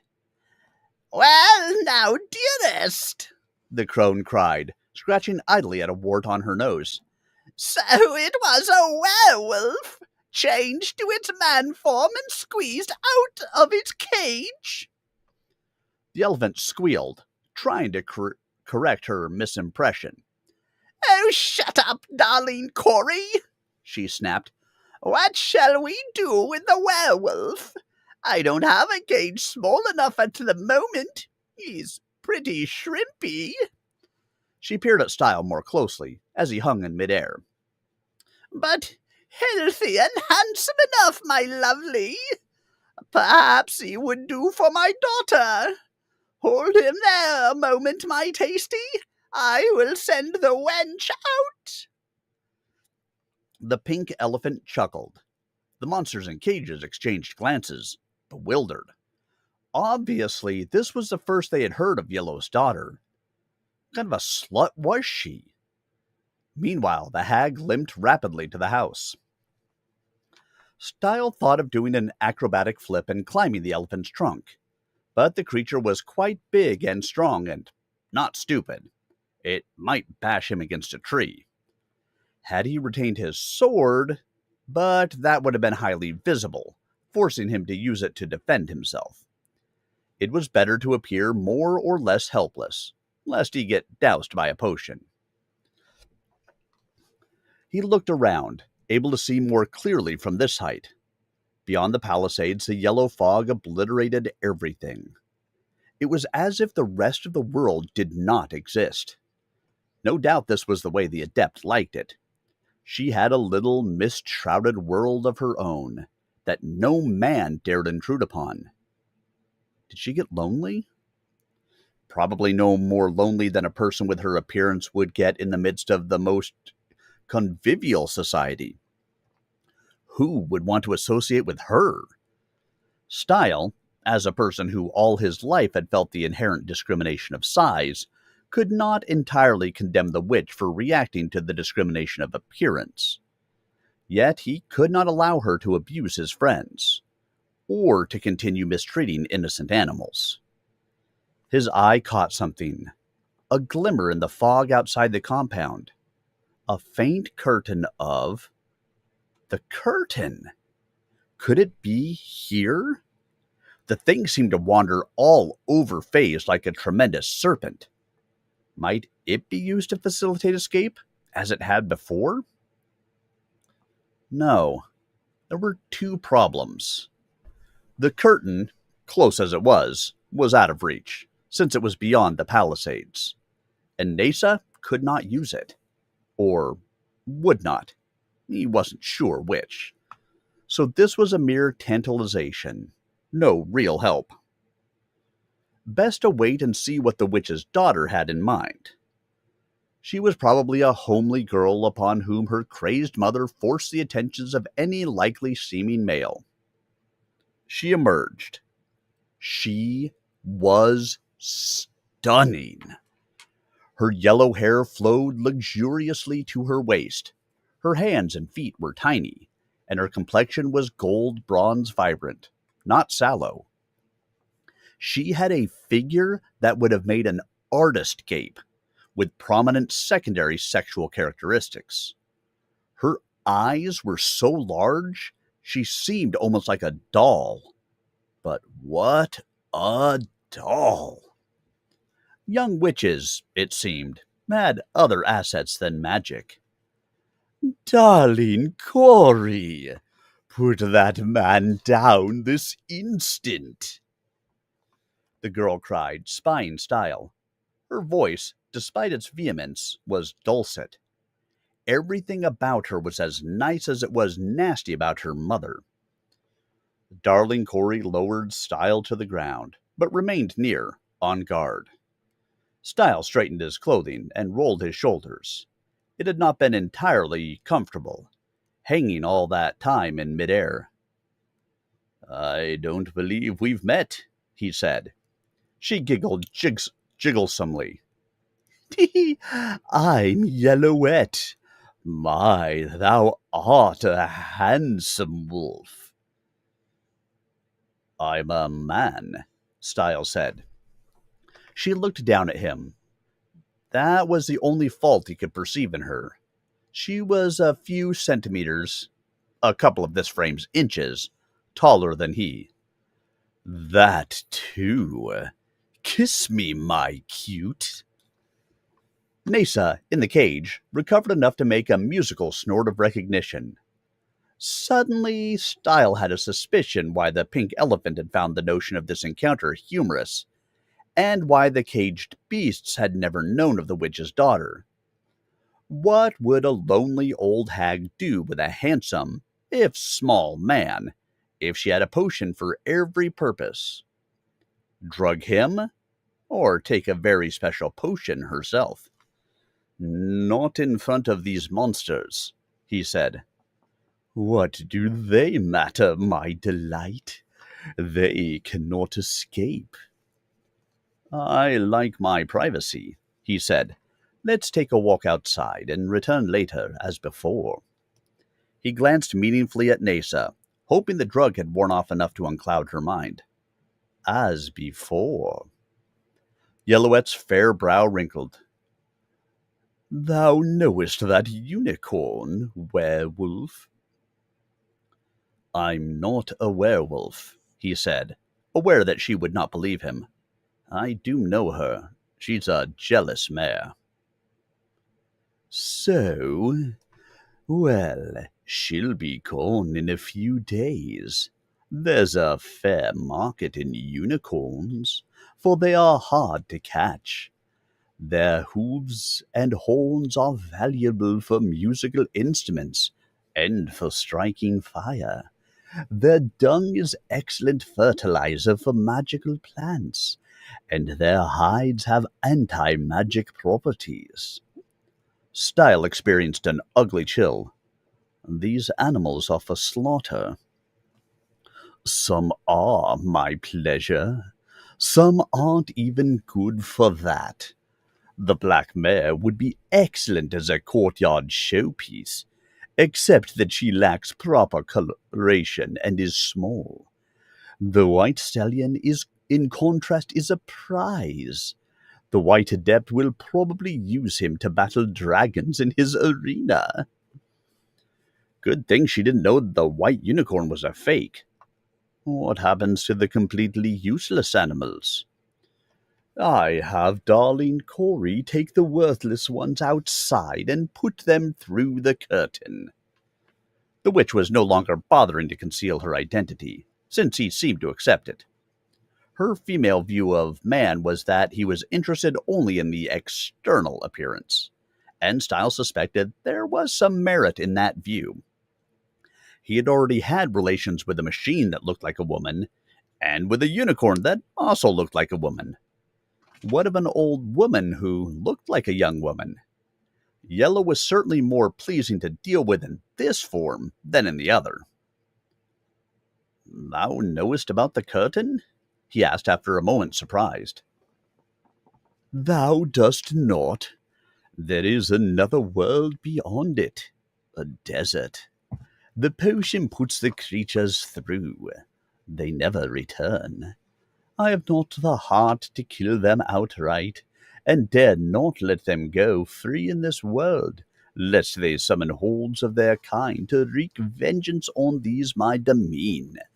And if they survive in the other world, I begrudge it not." So, she was not heartless, just a victim of circumstance. To an extent. Yet it seemed a safe assumption that she was as yet only partially corrupted by power. How much should he say? Stile detested lies even by indirection. "I am of that world." "Thou art a frame traveler? A true man?" She was alarmed. "I am. Thou didst merely assume I was a werewolf." "I do not deal in true men," she said nervously. "This leads to great mischief." "I came merely to discover thine identity. Now I seek only to free thy captives and to depart with my friends. I have no inherent quarrel with thee, but if thou threatenest my life or those of my friends—" She turned to him in the hallway. She was absolutely beautiful. "I proffer no threat to thee, my handsome bantam. Dally with a lonely woman a time, and thy friends shall go free with thee." Stile considered. "I don't regard myself to be at liberty to do that." She frowned. "Thou hast only limited leeway for bargaining, sweets." "Perhaps. My friend urged me to slay thee without warning, but I did not wish to do that either." "Oh, we shall put that to the proof." She led him into the main room of the house. Shelves lined the walls, containing bottles of fluid, rows and rows of them, coated with dust. In the center, a huge cauldron bubbled, its vapors drifting out through a broken window pane. This was obviously the source of the summoning scent, a continuously brewing mix. "All these bottles? Potions for different spells?" he inquired, impressed. "All. I must brew one potion at a time, and can use it only once, so I save each carefully. It is not easy, being adept. It requires much imagination and application. I must develop a new formula for every invisibility elixir I mix, and for every rejuvenation drink." Stile eyed her figure again. What a potion she must have taken. "Thou didst really look like this in thy youth?" "I really did, my honey. Or as close as makes no never mind.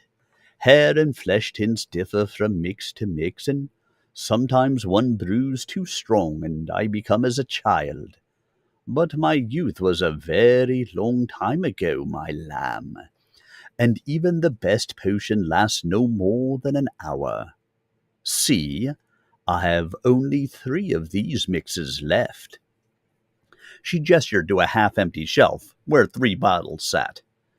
"I expended 1/4 of my stock for a mere hour with thee.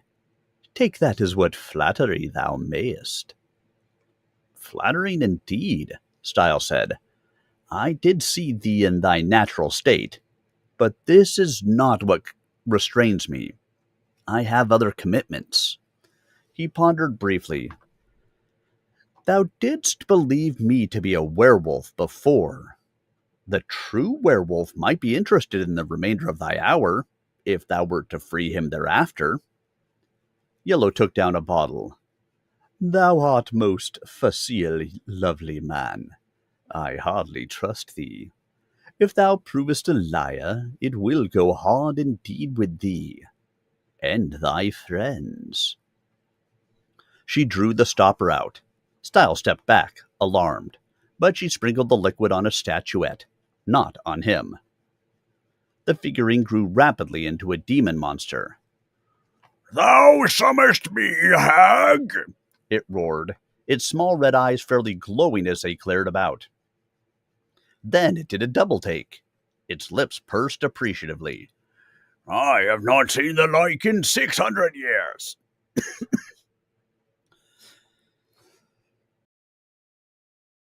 But thou didst not need to pretty thyself for me, witch." "'Twas not for thee I did it," she snapped. "Speak me the truth, Zebub. Why came this man here, and who is he?" The demon glared in Stile's direction. "This time thou art victim to thine own paranoia, crone. He is innocuous with respect to thee, not with respect to certain others, though." The demon smiled privately. "He really sought not to kill me." "True, but he but seeks his own identity. So comes with werewolf and unicorn to learn if thou art it." Yellow burst into a cackle of laughter. "He? What kind of a fool is he?" "No fool he. He lacks information on the nature of the Adepts. The Oracle advised him to know himself. So he seeks to learn if he is one of you. He was trapped by Black and only escaped via the curtain. He is of that other world." Stile felt another chill. This monster really did have information. "What gives him the notion he is Adept?" Yellow demanded. "He is Adept, O senile one." Yellow backed against a wall, almost jarring loose several bottles. "Not only a man, but Adept to boot. Oh, what a foul pickle I have hatched. Who is he?" "He is Stile, a serf of Proton, in the other frame, freed to cross the curtain by the death of his phase self." "Idiot! I meant which Adept is he?" The demon scowled. "That is formidable information." "Don't stall, hellborn one," Yellow screeched, "else I will apply a pain potion." Zeba blanched. "Blue," he muttered.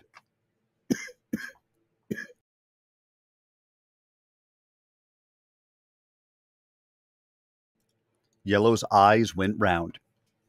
"This midget is the blue Adept." "His alternate, yes." "I can't afford trouble with another Adept," she exclaimed, wrenching at her own hair in distraction. "Not one of such power as Blue. If I free him, will he seek to destroy me? Why does he withhold his magic now?"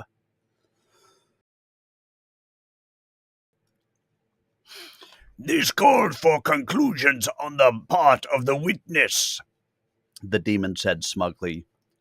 Yellow took a step toward a shelf of small bottles. Question him, Zabob said quickly. I will verify his word. Stile, a.k.a. Blue Adept, she cried, her eyes round and wild, yet still lovely. Answer me in the presence of Zabob. If thou shouldst free me, I will still seek to release my friends and the other captives, Stile said. I will not seek to destroy thee gratuitously. He speaks truth, Zabob said. As for his magic, he made an oath to the unicorn to practice it not save by her leave.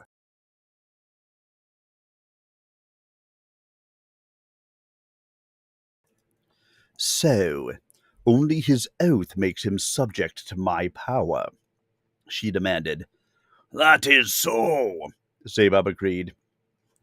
Thou art the luckiest of harridans. Yellow's beautiful brow furrowed.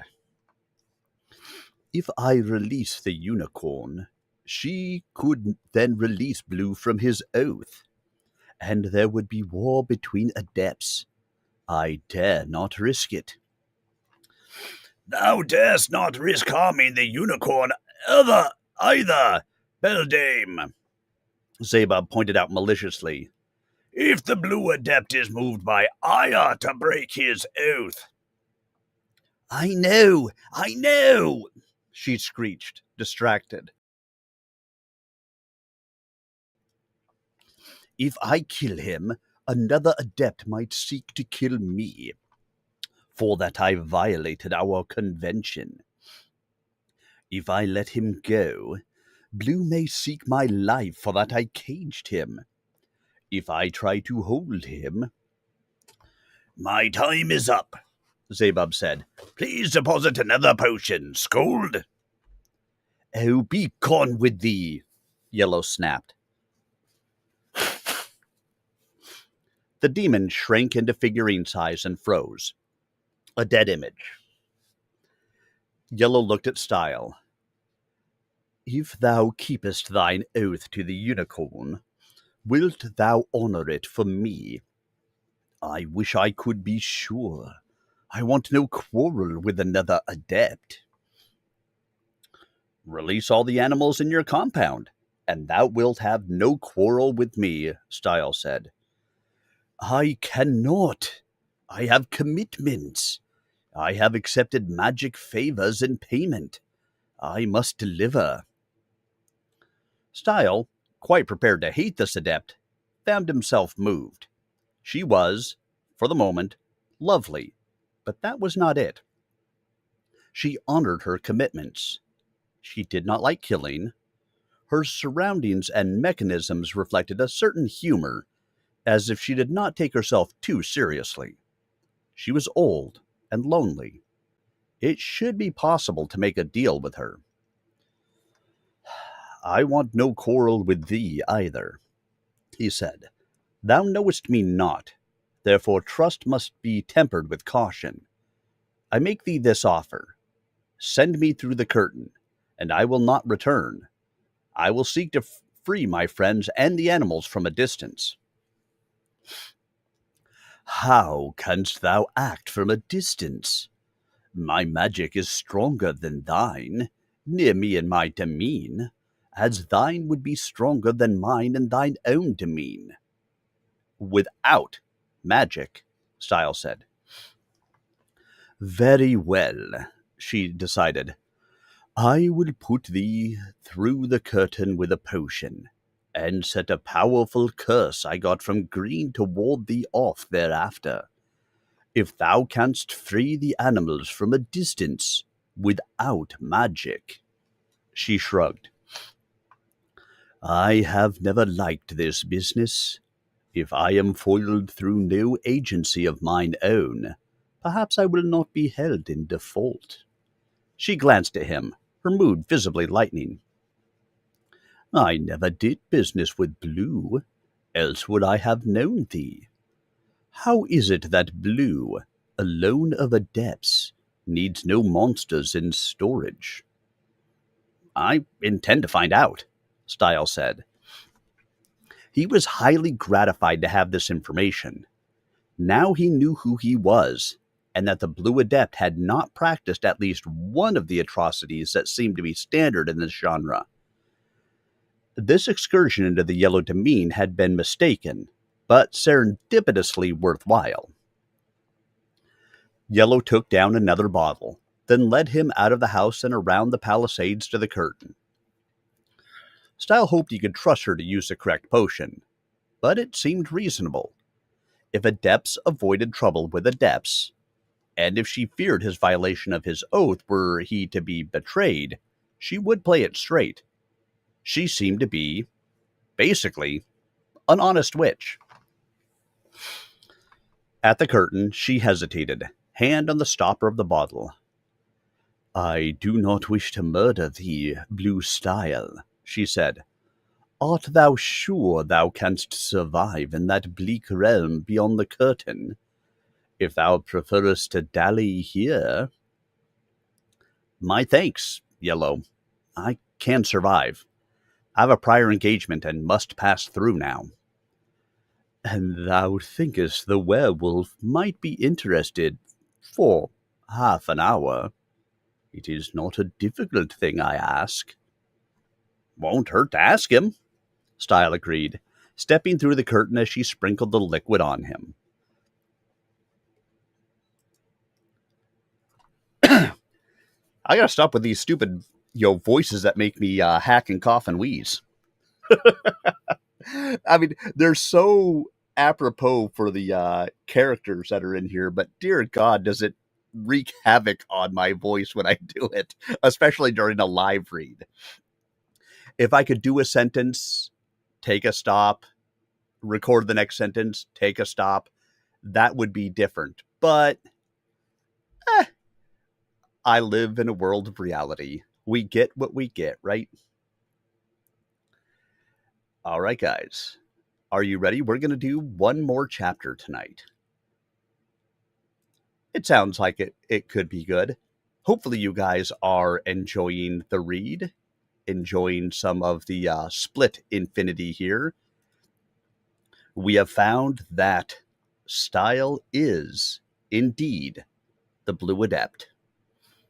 So now he knows, but he has gone back to Proton to take the next steps that he needs to take in his journey onward. So let's go ahead and dive in.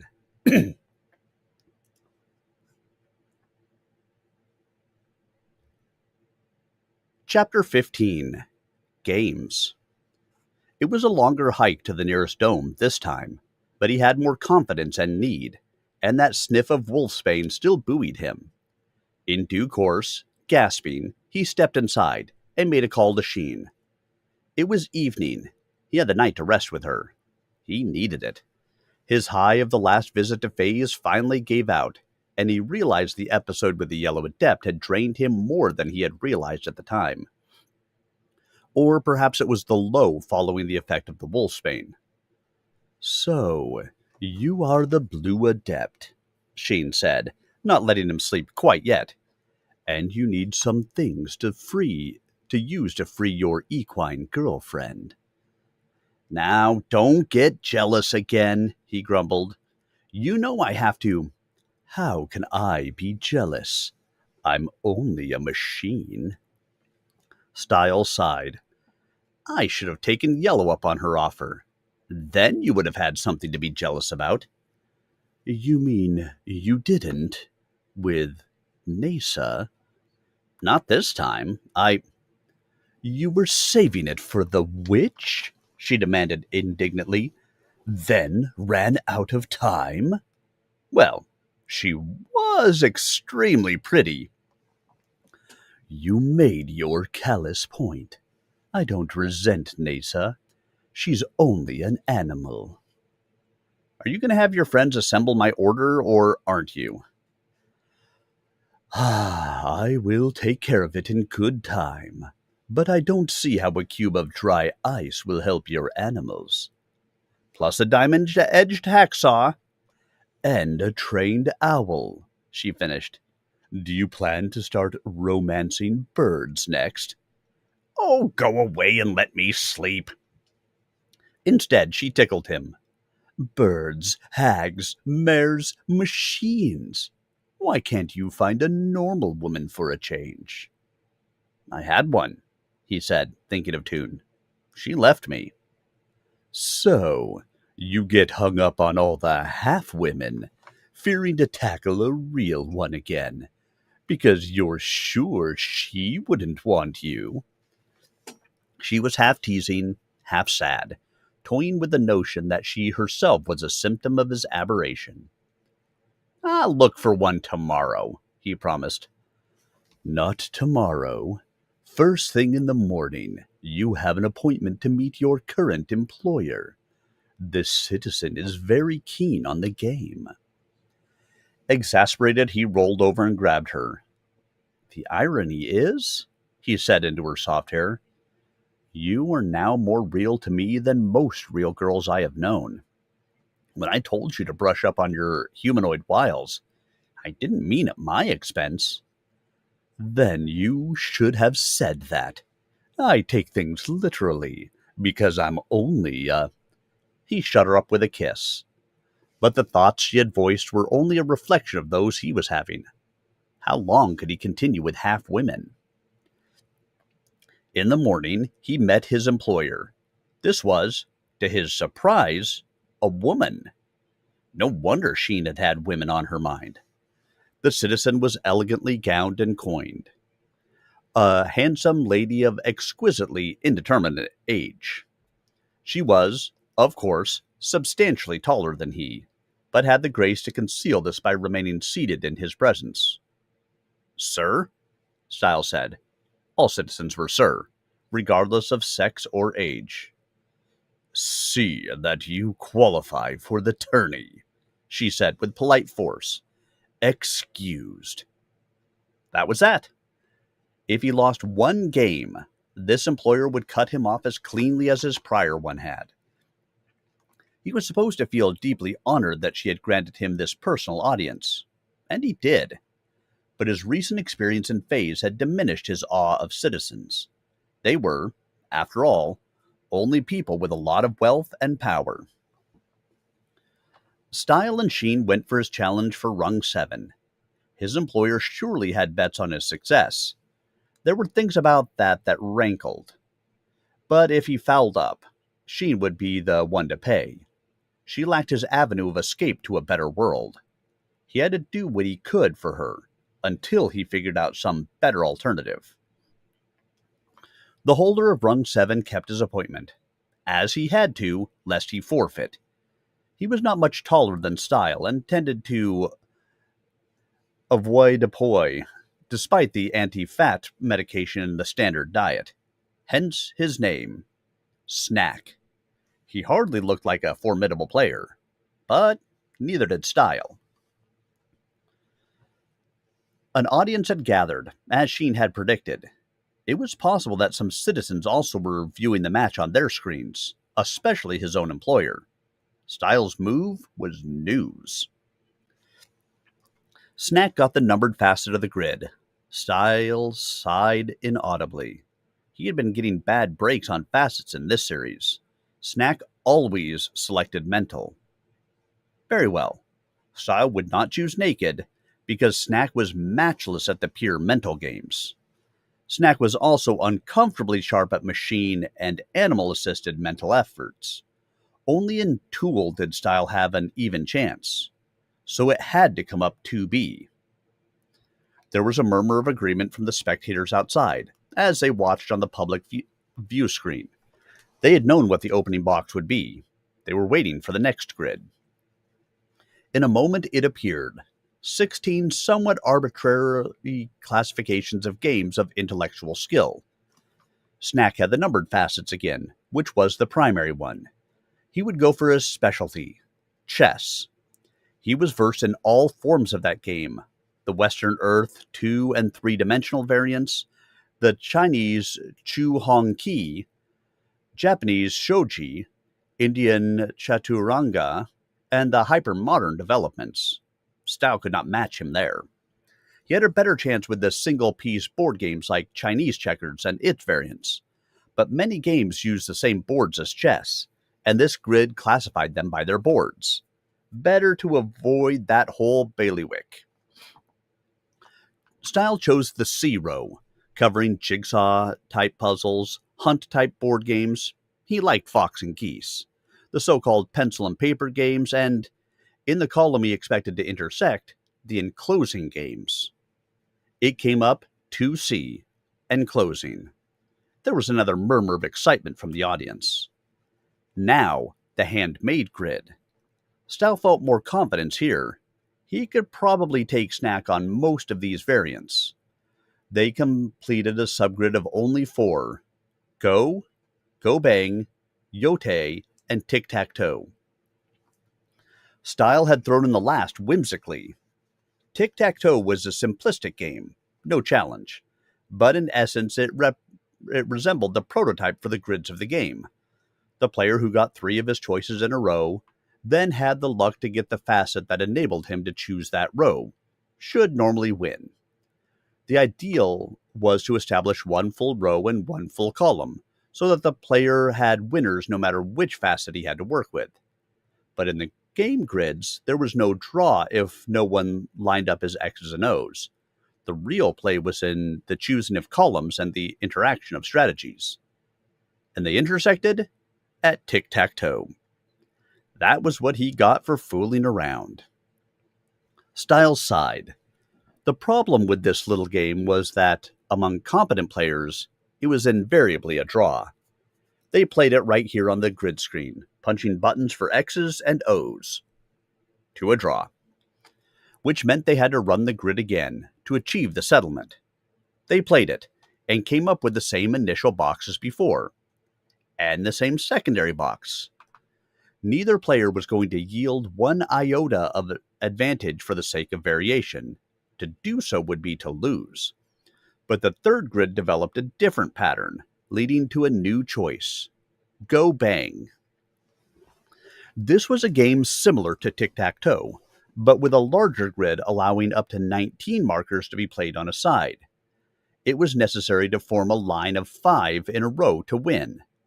This game, too, was usually to a draw at this level. They drew. Each was too alert to permit the other to move 5 in a row. Now they would have to go to a third game. But now the matter was more critical.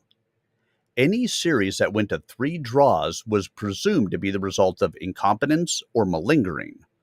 Both parties would be suspended from game privileges for a period, their rungs forfeit. It would be a long, hard climb up again for both, and Stile had no time for it. The third try, in sum, had to produce a winner. They ran the grids through again, and arrived again at tool-assisted mental, and at enclosing. The basic strategies were immutable. Stile exchanged glances with Snack. Both knew what they had to do. This time it came up Go, the ancient Chinese game of enclosing. It was perhaps the oldest of all games in the human sphere, dating back several thousand years. It was one of the simplest in basic concept, the placing of colored stones to mark off territory, the player enclosing the most territory winning. Yet, in execution, it was also one of the most sophisticated of games. The more skilled player almost invariably won. The problem was, Stile was not certain which of them was more skilled in Go. He had never played this particular game with this particular man, and could not at the moment remember any games of Go he and Snack had played against common opponents. This was certainly not Stile's strongest game, but he doubted it was Snack's strongest either. They moved to the board game annex, as this match would take too long for the grid premises. Others had to use that equipment. The audience followed, taking seats. They could tune in on replicas of the game at each place, but preferred to observe it physically. Sheen had a front seat, and looked nervous. probably an affectation, considering her wire nerves. Stile would have preferred a game leading to a quick decision, for he was conscious of Nasa and Kurlgeir in the other frame, locked in potion-hardened cages. But he had to meet his commitment here, first, whatever it took. They sat on opposite sides of the board, each with a bowl of polished stones. Snack gravely picked up one stone of each color, shook them together in his joined hands, and offered 2 fists for Stile. Stile touched the left. The hand opened to reveal a black pebble. Stile took that stone and laid it on the board. Black, by convention, had the first move. With 361 intersections to choose from, for the stones were placed on the lines in Go, not in the squares, he had no problem. A 1-stone advantage was not much, but in a game as precise as this, it helped. Snack settled down to play. The game was by the clock, because this was a challenge for access to the tourney. Probably few games of Go would be played, but time was limited to keep the tourney moving well. This was another help to Stile. Given an unlimited time to ponder, Snack could probably beat him. Under time pressure, Stile generally did well. That was one reason he was a top gamesman. They took turns laying stones down, forming strategic patterns on the board. The object was to enclose as much space as possible, as with an army controlling territory, and to capture as many of the opponent's stones as possible, as with prisoners of war. Territory was the primary thing, but it was often acquired by wiping out enemy representatives. Stile pictured each white pebble as a hostile soldier, implacable, menacing, and each black pebble as a defender of the faith, upright and righteous. But it was not at all certain that right would prevail. He had to dispose his troops advantageously, and in the heat of battle, the advantage was not easy to discern. A stone/man was captured when all his avenues of freedom were curtailed. If enemy forces blocked him off on 3 sides, he had only 1 freedom remaining. If not buttressed by another of his kind, forming a chain, he could lose his freedom and be lost. But 2 men could be surrounded too, or 10 enclosed. Numbers were of no certain security here. Rather, position was most important. There were devices to protect territory, such as eyes, or divisions that prevented enclosure by the other side. But these took stones that might be more profitably utilized elsewhere. Judgment was vital. Snack proceeded well in the early stages. Then the complexity of interaction increased, and time ran short. And Stile applied the notorious Stile stare to unnerve his opponent. It was a concentrated glare, an almost tangible aura of hate. Every time Snack glanced up, he encountered that implacable force. At first, Snack shrugged it off, knowing that this was all part of the game. But in time, the unremitting intensity of it wore him down, until he began to make mistakes. Trifling errors at first, but these upset him all out of proportion, causing his concentration to suffer. He misread a Seiki situation, giving away several stones, failed to make an eye to protect a vulnerable territory, and used stones wastefully. Even before the game's conclusion, it was obvious that Stile had it. Snack, shaken, resigned without going through the scoring procedure. Rung 7 was Stile's. Stile eased up on the glare, and Snack shook his head, feeling foolish. He understood how poorly he had played in the ambience of that malevolence, now that the pressure was off. At his top form, he might reasonably have beaten Stile, but he had been far below his standard. Stile himself was sorry, but he was above all a competitor, and he had needed this rung. All his malignance, the product of a lifetime's reaction to the slight of his size, came out in concentrated form during competition of this nature, and it was a major key to his success. Stile was more highly motivated than most people, inherently, and he drove harder, and he never showed mercy in the game. The holder of rung 6 was a contrast. His name was Hulk. After an obscure comic character of a prior century he was thought to resemble, and he was a huge, powerful man. Hulk was not only ready but eager to meet the challenge. He was a specialist in the physical games, but was not stupid.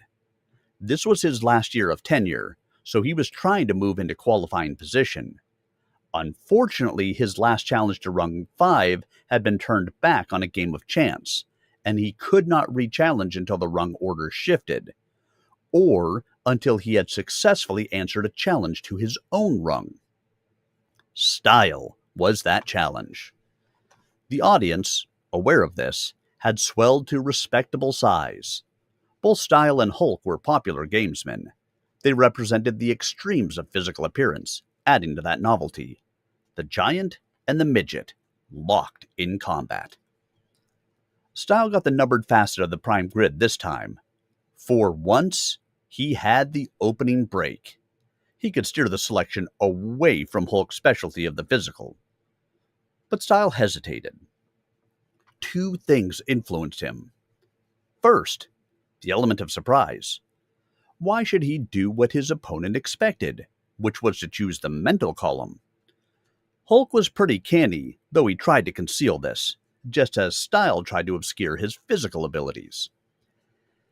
Any mistake an opponent might make in estimating the capabilities of a player was good news for that player.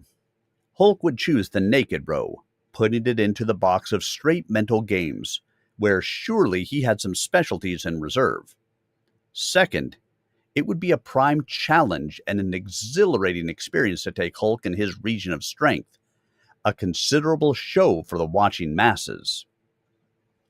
No, Stile told himself, this was merely his foolishness, a reaction to the countless times he had been disparagingly called a pygmy. He had a thing about large men, a need to put them down, to prove he was better than they, and to do it physically. He knew this was fatuous. Large men were no more responsible for their size than Stile was for his own. Yet it was an incubus, a constant imperative that would never yield to logic. He wanted to humble this giant, to grind him down ignominiously before the world. He had to. Thus it came up 1A, physical naked. The audience made a soft ooh of surprise and expectation. In the muted distance came someone's call, "Stile's going after Hulk in 1A!" and responding cry of amazement. Hulk looked up, and they exchanged a fleeting smile over the unit. Both of them liked a good audience. In fact, Stile realized, he was more like Hulk than unlike him, in certain fundamental respects. It was push-pull. Stile both liked and disliked, envied and resented the other man, wanting to be like him while wanting to prove he didn't need to be like him. But had he, in his silly imperative, thrown away any advantage he might have had? Hulk's physical prowess was no empty reputation. Stile had made the grand play, and might now pay the consequence. Loss and termination of employment when he most needed the support of an understanding employer. Stile began to feel the weakness of uncertainty. They played the next grid. This, he realized suddenly, was the same one he had come to with Sheen when he met her in her guise of a woman, of a living woman. That dust slide. He remembered that with a certain fondness. So much had happened since then. He had suffered knee injury, threats against his life, disavowed the frame of phase, befriended a lady unicorn and gentleman werewolf, and was now making his move to enter the tourney, 2 years before his time. A lifetime of experience in about 10 days. The subgrid's top facet listed separate, inactive, combat, cooperative, and this was the one Stile had. He was tempted to go for combat, but his internal need to prove himself did not extend to such idiocy. He could hold his own in most martial arts, but he remembered the problem he had had trying to throw the goon in the fantasy frame, and Hulk was the wrestling champion of the over age 30 men. A good big man could indeed beat a good small man, other things being equal. Styles selected separate. Hulk's options were for the surfaces: flat, variable, discontinuity, liquid. Hulk was a powerful swimmer, but Stile was an expert diver, and these were in the same section. Styles' gymnastic abilities gave him the advantage of discontinuous surfaces too. He could do tricks on the trapeze or parallel bars the larger man could never match. Hulk's best bet was to opt for variable, which included mountain climbing and sliding. A speed hike up a mountain slope with a 20-kilogram pack could finish Stile, since there were no allowances for sex or size in the game. Of course, Stile would never allow himself to be trapped like that, but Hulk could make him sweat to avoid it. But Hulk selected flat. There was a murmur of surprise from the audience. Had Hulk expected Stile to go for another combination, or had he simply miscalculated? Probably the latter. Stile had a special touch with the grid. This, too, was part of his game expertise. Now they assembled the final grid. They were in the category of races, jumps, tumbling, and calisthenics. Stile placed Marathon in the center of the 9-square grid, trying to jar his opponent. Excessive development of muscle in the upper section was a liability in an endurance run, because it had to be carried along uselessly while the legs and heart did most of the work. Hulk, in effect, was carrying that 20-kilo pack. Hulk, undaunted, came back with the standing broad jump, another specialty of his. He had a lot of mass, but once he got it aloft, it carried a long way. They filled in the other boxes with trampoline flips, push-ups, 20-kilometer run, 100-meter dash, precision backflips, running broad jump, and handstand race. They had formed the grid artfully to prevent any vertical or horizontal 3-in-a-row lines, so there was no obvious advantage to be obtained here. Since Stile had made the extra placement, Hulk had the choice of facets. They made their selections, and it came up to be dead center. Marathon.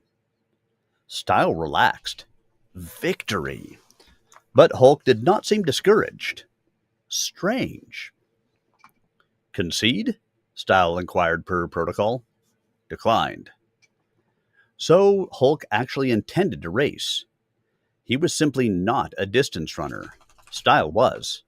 What gave the man his confidence? There was no way he could fake Stile out.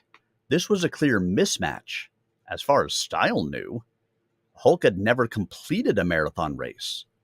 The audience, too, was marveling. Hulk should have conceded. Did he know something others didn't, or was he bluffing? Well, what would be, would be. Hulk would keep the pace for a while, then inevitably fall behind, and when Stile got a certain distance ahead, there would be a mandatory concession. Maybe Hulk preferred to go down that way, or maybe he hoped Stile would suffer a cramp or pull a muscle on the way. Accidents did happen on occasion, so the outcome of a game was never quite certain until actually played through. Stile's knee injury was now generally known. Perhaps Hulk overestimated its effect. They proceeded to the track. Sheen paced Stile nervously. Was she affecting an emotion she did not feel, the better to conceal her nature? Or did she suspect some threat to his welfare here? He couldn't ask. The established track wound through assorted other exercise areas, passing from one to another to make a huge circuit. Other runners were on it, and a number of walkers.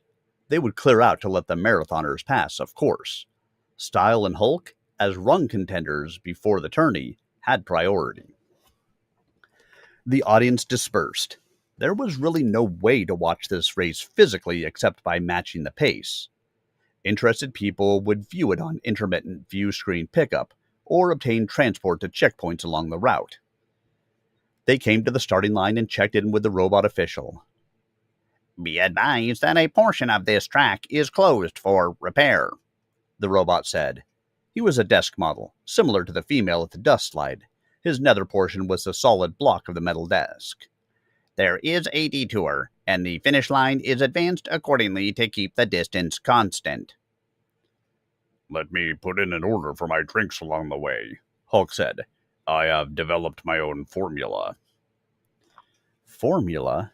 Stile checked with Sheen.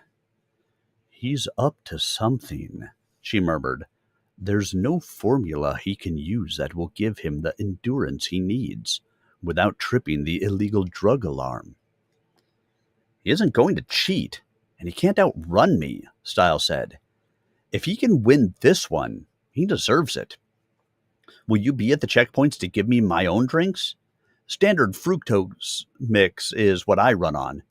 Maybe Hulk needs something special to bolster his mass, but I don't. And I don't expect to have to finish this course anyway. I will run with you, she said. And show the world your nature? No living woman as soft and shapely as you could keep the pace. You know that. True, she agreed reluctantly. I will be at the checkpoints. My friends will keep watch, too. She leaned forward to kiss him fleetingly, exactly like a concerned girlfriend. And wasn't she just that? They lined up at the mark, and the robot gave them their starting signal. They were off, running side by side. Stile set the pace at about 15 kilometers per hour, warming up, and Hulk matched him. The first hour of a marathon hardly counted. The race would be decided in the later stages, as personal resources and willpower gave out.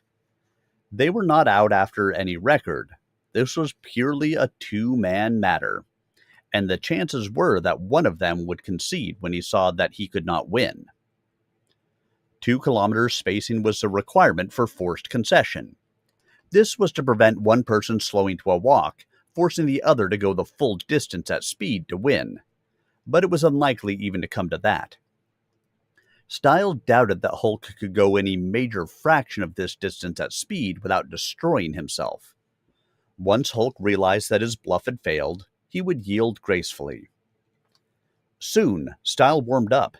His limbs loosened, his breathing and respiration developed invigorating force, and his mind seemed to sharpen.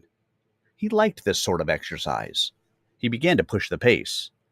Hulk did not have to match him, but probably would for psychological effect. Once Stile got safely out in front, nothing the big man could do would have much impact. Yet Hulk was running easily beside him, breathing no harder than Stile. Had the man been practicing, extending his endurance? How good was he now? Along the route were the refreshment stations, for liquid was vital for distance running. Sheen stood at the first, holding out a squeeze bottle of Stile, smiling. He was not yet thirsty, but accepted it, knowing that a hot human body could excrete water through the skin faster than the human digestive system could replace it. Running, for all its joy, was no casual exercise. Not at this velocity and this distance. Hulk accepted his bottle from the standard station robot. No doubt it was a variant of the normal formula, containing some readily assimilatable sugars in fermented form, restoring energy as well as fluid. Why he had made a point of the distinction of his particular mix, Stile wasn't sure. Maybe it was psychological for himself as well as his opponent. The notion that some trace element or herb lent extra strength. With any modern formula, it was possible to reduce or even avoid the nefarious wall, or point at which the body's reserves were exhausted. Ancient marathon runners had had to force their bodies to consume their own tissues to keep going, and this was unhealthy. Today's careful runners would make it without any debilitation, if they were in proper condition. But the psychology of it remained a major factor, and anything that psyched up a person to better performance was worth it, if it really worked. Yet Hulk was not a man to cater to any fake lore or superstition. He was supremely practical. After they were clear of the station and had disposed of their empty bottles and hoppers set for that purpose along the way, Hulk inquired, "She is yours?" "Perhaps I am hers," Stile said. They were talking about Sheen, of course. "Trade her to me. I will give you the rung." Stile laughed. Then it occurred to him that Hulk just might be serious. Could he have entered this no-win contest because he had seen Sheen with Stile and coveted her, and hoped for an avenue to her acquaintance? Hulk was, like Stile, a bit diffident around the women he liked, in contrast to the ones that threw themselves upon him. He could not just walk up to Sheen and say, "Hello, I like your looks. I would like to take you away from Stile." He had to clear it with Stile first. This was another quality in him that Stile respected, and it interfered with his hate-his-opponent concentration. "I cannot trade her. She is an independent sort. I must take the rung to keep her." "Then we had better race." This time, Hulk stepped up the pace. Now it occurred to Stile that Hulk did not actually covet Stile's girl. Hulk did have all the women any normal man would want, even if they tended to be the superficial, muscle-gawking types. So his expressed interest was more likely a matter of courtesy. Either he was trying to make Stile feel at ease, which seemed a pointless strategy, or he was trying to deplete his urge to win. One thing Stile was sure of, however honest and polite Hulk might be, he wanted to win this race. Somehow. Stile kept pace. He could not match Hulk's short-term velocity, while Hulk could not match Stile's endurance. The question was, at what point did the balance shift? No matter how he reasoned it, Stile could not see how the man could go the whole route, nearly 50 kilometers, at a sufficient rate to win. Right now, Hulk was trying to push Stile beyond his natural pace, causing him to wear himself out prematurely. But this strategy could not succeed, for Stile would simply let the man go ahead, then pass him in the later stage. Hulk could not open up a 2-kilometer lead against Stile. He would burst a blood vessel trying. No doubt Hulk had won other races against lesser competitors that way, faking them out with his short-term power, making them lose heart and resign. But that was a vain hope here. The longer Stile kept Hulk's pace, the more futile that particular strategy became, provided Stile did not overextend himself and pull a muscle. On they ran, taking fluid at every station without pausing. Other runners kept pace with them on occasion, running in parallel tracks so as not to get in the way, but most of these were short-distance runners who had to desist after a kilometer or two. Stile and Hulk following the track from dome to dome, staying on the marked route. It passed through a huge gym where young women were exercising, doing jumping jacks, laughing, their breasts bouncing merrily. "Stop and get a workout, boys," one called. "Too rough," Hulk called back. "I'm getting out of here." They wound through the elaborate rock gardens of a sports-loving citizen, the so-called outdoor sports of hunting, camping, canoeing, hiking, wildlife photography. There were no people participating. All was reserved for the lone delight of the owner. At one point, the track passed between an artificial cliff and a waterfall. A nice effect. Farther along, a variable beam of light played across them, turning the region into a rainbow delight. Then down the main street of another citizen's metropolis replica. Skyscraper buildings on 1/10 scale, still almost too tall to fit within the dome. At the next refreshment station, a warning flared. "Field deficiency," the sign advised. "Detour ahead." "They warned us," Stile said, taking a bottle from Sheen and flashing her a smile in passing. He remained in fine fettle, enjoying the run. Hulk grabbed his own bottle, which seemed to be of a different type than before. He didn't use it immediately, but ran on for a short while in silence.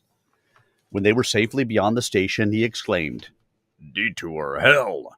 This is a set route, not a garden path to be switched every time some citizen has a party. This is a challenge leading to the tourney. I mean to push on through. Intriguing notion. If they ignored the detour, would they be able to defy the whim of some citizen with impunity? Few serfs ever had the chance. Could be trouble, Stile warned. I'll risk it. And Hulk passed the plainly marked detour and followed the original marathon track.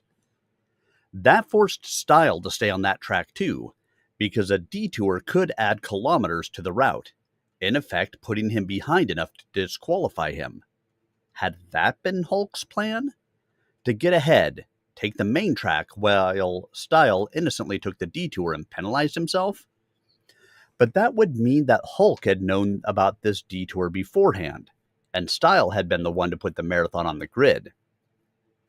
A good competitor, though, kept abreast of all the options. Had Stile not been busy in phase, he would have known about the detour himself and played accordingly. Well, he had kept pace with the giant and foiled that particular ploy. But he did not much like this development. Detours, despite Hulk's complaint, were usually set for good reason. Stile finished his drink and tossed the bottle in the bin. Hulk had hardly started his, and was carrying it along in his hand. Of course, he could take as long as he wished. Stile preferred not to have any encumbrance longer than necessary. They passed through a force field wall, into an interdome tunnel. This was where the deficiency was. Stile felt it immediately.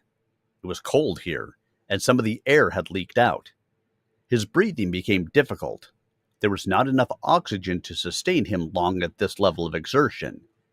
He had become partially acclimatized to it in the course of his travels to and from phase, but that wasn't enough. Yet Hulk, perhaps drawn on reserves within his gross musculature, forged on. If the field malfunction extended far, Stile would be in trouble, and Hulk knew it. Suddenly the race had changed complexion. Had Hulk anticipated this so far as to practice running in outer dome air? Was that why he had started with so much confidence? Stile's supposed strength had become his weakness because of his opponent's superior research and preparation. If Hulk beat him, it would be because he had outplayed Stile in his area of strength, awareness of the hidden nuances of particular situations. He had turned the tables with extraordinary finesse, allowing Stile to lead himself into the trap. Stile began to fall off. He had to ease off, lest he faint. He had to reduce his oxygen consumption. He saw Hulk's back moving ever onward. Now Hulk was imbibing of his bottle, as if in no difficulty at all. What a show of strength! The lack of oxygen had to be hurting his lungs too, but he still could drink as he ran blithely on. If the field malfunction extended for several kilometers, Hulk just might open up the necessary lead and win by forfeit. Or more likely, Hulk would win by forcing Stile to give up, endurance of another nature. Stile simply could not keep the pace. He slowed to a walk, gasping. Hulk was out of sight. Stile tramped on. There was another force field intersection ahead. If that marked the end of the malfunction, it did not. He entered a large tool shop. Robots worked in it, but human beings had been evacuated. The whole dome was low on oxygen. Stile felt dizzy. He could not go on. Yet, he had to. The dome was whirling crazily about him as he ran. Ran? He should be walking. But Hulk was already through this dome, maybe back in oxygen-rich air, building up that critical lead while Stile staggered. A cleaning robot rolled up. "Refreshment, courtesy of Sheen," it said, extending a bottle. Not having the present wit to question this oddity, Stile grabbed the bottle, put it to his mouth, squeezed. Gas hissed into his mouth. Caught by surprise, he inhaled it, choking. Air? This was pure oxygen? Stile closed his lips about it, squeezed, inhaled. He had to guide his reflexes, reminding himself that this was not liquid. oxygen. Exactly what he needed. No law against this. He was entitled to any refreshment he wanted, liquid or solid or gaseous, so long as it was not a prescribed drug. "Thank you, Sheen," he gasped and ran on. He still felt dizzy, but now he knew he could make it. Soon the oxygen gave out. There could not be much in a squeeze bottle. He wondered how that worked. Perhaps the squeeze opened a pressure valve. He tossed it into a disposal hopper and ran on. He had been recharged. He could make it to breathable territory now. He did. The next field intersection marked the end of the malfunction. Ah, glorious reprieve. But he had been weakened by his deprivation of oxygen and had lost a lot of ground.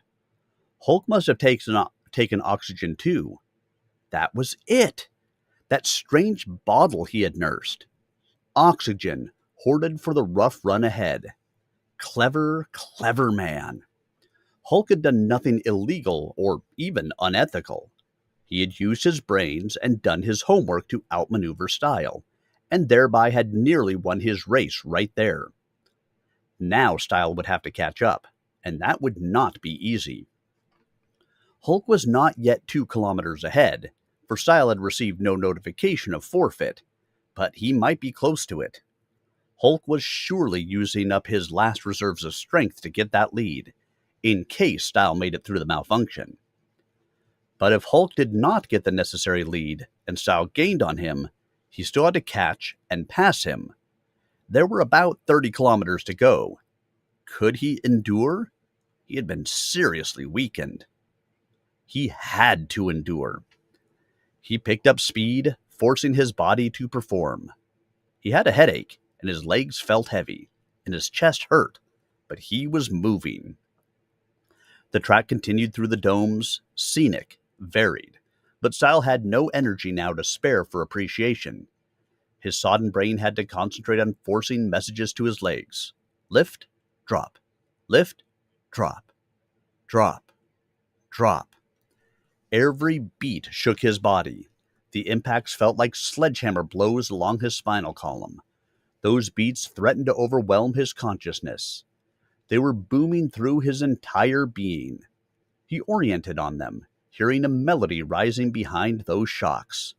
It was like the drumming of Nesa's hooves as she trotted, and the music of her harmonica horn came up around the discomfort, faint and lovely. Excruciatingly lovely, to his present awareness. His pain became a lonely kind of joy. Beat, beat, beat. He found himself forming words to that rhythm and tune. Friendship, friendship, friendship, friendship, friendship forever, forever, forever, forever. Friendship forever, uniting, uniting, uniting. Friendship forever uniting us both, both, both. Nesa was his friend. He started singing the improvised tune mostly in his head, for he was panting too hard to sing in reality. It was like a line of verse, fantastic tetrameter, or 4 metric feet, each foot consisting of 3 syllables, accented on the third. But not perfect, for the first foot was incomplete. But pattern scansion tended to be too artificial. Then the pattern conflicted with what was natural. True poetry insisted on the natural. The best verse, to his way of thinking, was accent verse, whose only rhythmic requirement was an established number of accents to each line. Stile had, in his own poetic endeavors, dispensed with the artificiality of rhyme. Meter and meaning were the crucial elements of his efforts. But in the fantasy frame of phase, his magic was accompanied by rhyme, his friendship for the unicorn. An abrupt wash of clarity passed through him as his brain resumed proper functioning. Nesa? What about Sheen? He was in Sheen's world now. Sheen had sent the oxygen.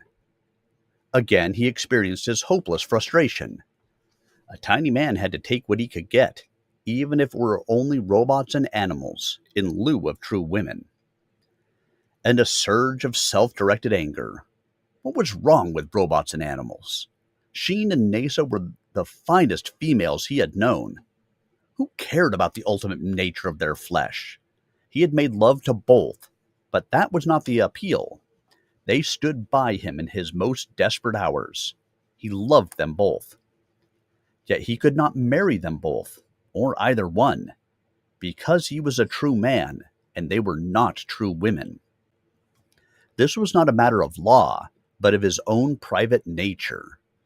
He could be friends with anything, but he could marry only a completely human woman. And so he could not marry, because no woman worth having would have a dwarf.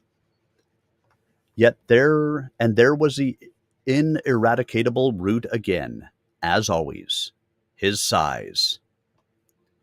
No matter how hard he tried to prove his superiority, no matter how high on whatever ladder he rose, he remained what he was, inadequate.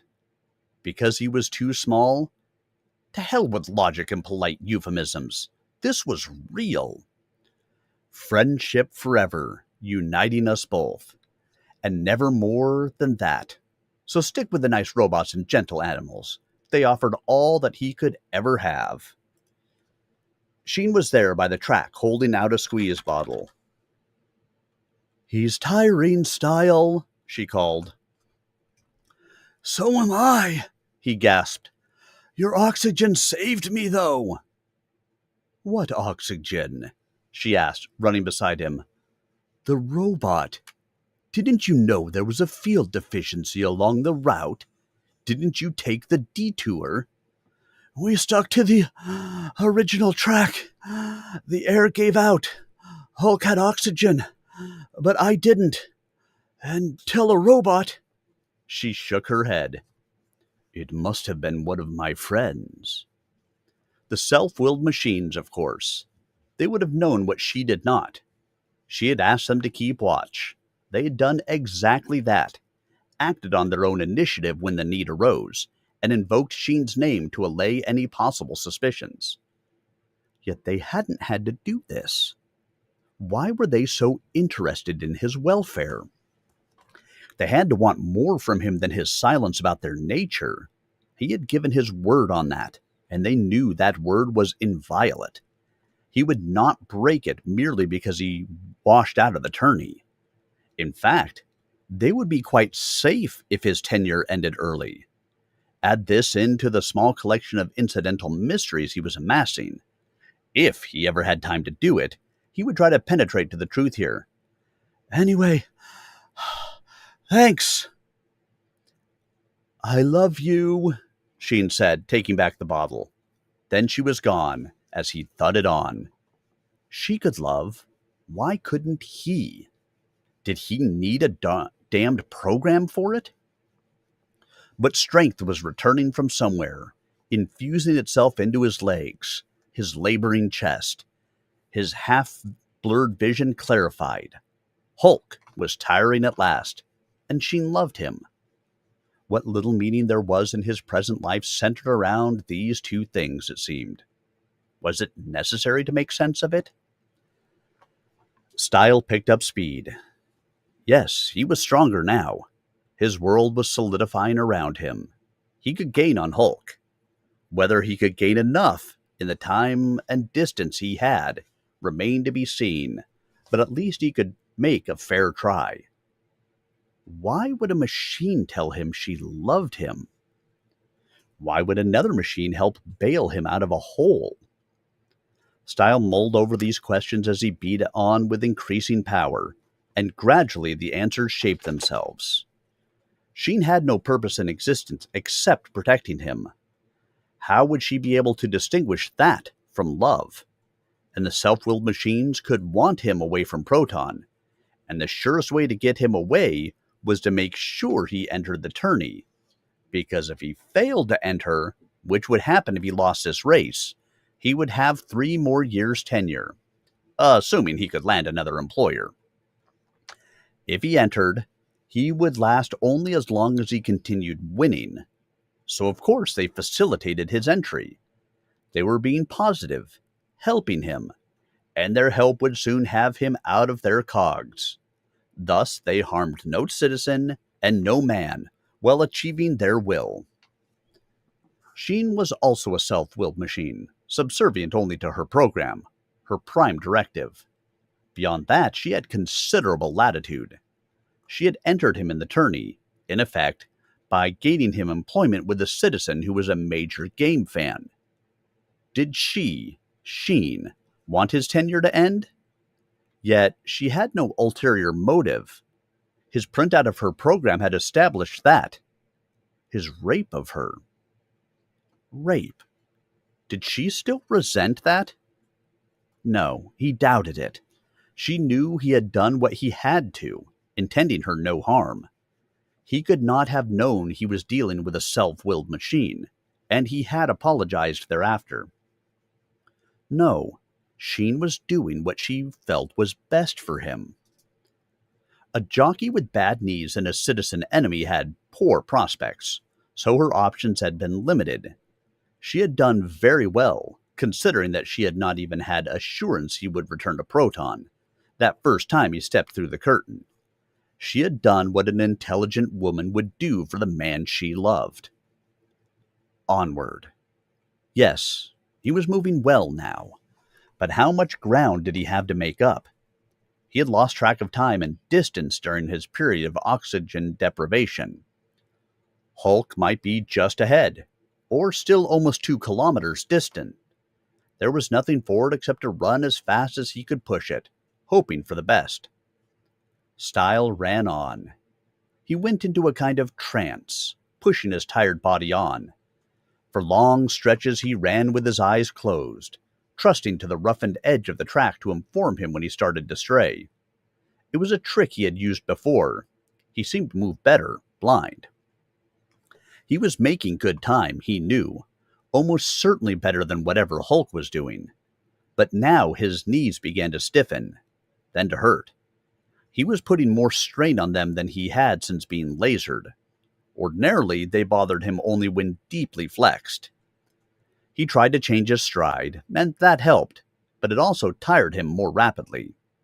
He might save his knees at the expense of his tenure, for if he won this race and made it to the tourney, then could not complete effectively because of immobile knees? Would tenure loss be so bad? He would be forced to leave Proton and cross the curtain to phase, permanently. That had its perverse appeal. But 2 things interfered. First, there was Sheen, who had really done her best for him, and should not be left stranded, not without his best effort on her behalf. Second, he did not like the notion of losing this race to Hulk, of allowing the big man to prove himself best. Not at all. Were these factors in conflict with each other? No. He was thinking that a loss in this marathon would wash out his tenure, and that was not quite so. Regardless, he had reason to try his hardest, and to accept exile to phase only after his best effort here. Stile bore down harder. To hell with his knees. He intended to win this game. If that effort cost him his chance in the tourney, so be it. Suddenly, in a minute or an hour, he spied the giant, walking ahead of him. Hulk heard him, started, and took off, but the man's sprint soon became a lumber. Stile followed, losing ground, then holding even, then gaining again. Hulk was panting. He staggered. There was drying froth on his cheek, extending from the corner of his mouth, and his hair was matted with sweat. He had carried a lot of mass a long way, a far greater burden than Stile's light weight. For weightlifting and wrestling, large muscles and substantial body mass were assets. For endurance running, they were liabilities. Hulk was a superlative figure of a man, and clever too, and determined, and he had put his skills together to run one hell of a race. But he was overmatched here. Stile drew abreast, running well now that his advantage was obvious. Hulk, in contrast, was struggling. his chest heaving like a great bellows, the air rasping in and out. He was at his wall. His resources were exhausted. Veins stood out on his neck. With each step, blood smeared from broken blisters on his feet. Yet still he pushed, lunging ahead, pulse pounding visibly at his chest and throat, eyes bloodshot, staggering so violently from side to side that he threatened momentarily to lurch entirely off the track. Stile paced him, morbidly fascinated by the man's evident agony. What kept him going? Few people realize the nature of endurance running, the sheer effort of will required to push beyond normal human limits, though the body be destroyed. The courage needed to continue when fatigue became pain. Hulk had carried triple Stile's mass to this point, using triple the energy. His demolition had not been evident before because Stile had been far back. Had Stile collapsed, or continued at a walking pace, Hulk could have won by default or by walking the remaining kilometers while conserving his dwindling resources. As it was, he was in danger of killing himself. He refused to yield, and his body was burning itself out. Stile had felt the need to humble this man. He had done it physically. He had failed mentally. Hulk was literally bloody but unbowed. Stile was not proving his superiority. He was proving his brutality. Stile was sorry for Hulk. The man had tried his best in an impossible situation. Now he was on the verge of heat protestation and perhaps shock, because he would not yield or plead for reprieve. Hulk had complete courage in adversity. He was, in fact, a kindred soul. Stile now felt the same sympathy for Hulk he had felt for Sheen and for Nasa, those whose lot was worse than his own. Stile could not take his victory in such a manner. "Hulk!" he cried. "I proffer a draw!" The man barged on, not hearing. "Draw! Draw!" Stile shouted. "We'll try another grid. Stop before you kill yourself." It got through. Hulk's body slowed to a stop. He stood there, swaying, his glazed eyes oriented on Stile. "No," he croaked. "You have beaten me. I yield." Then Hulk crashed to the ground in a faint. Stile tried to catch him, to ease the shock of the fall, but was only borne to the track himself. Pinned beneath the body, he was suddenly overwhelmed by his own fatigue, that had been shoved into the background by his approach to victory. He passed out. Stile survived. So did Hulk. It could have been a draw, since neither had completed the course, and they had fallen together. Hulk could have claimed that draw merely by remaining silent. But Hulk was an honest man.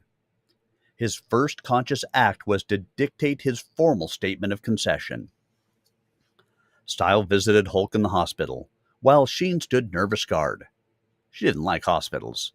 Proton medicine could do wonders, but nature had to do some of it alone.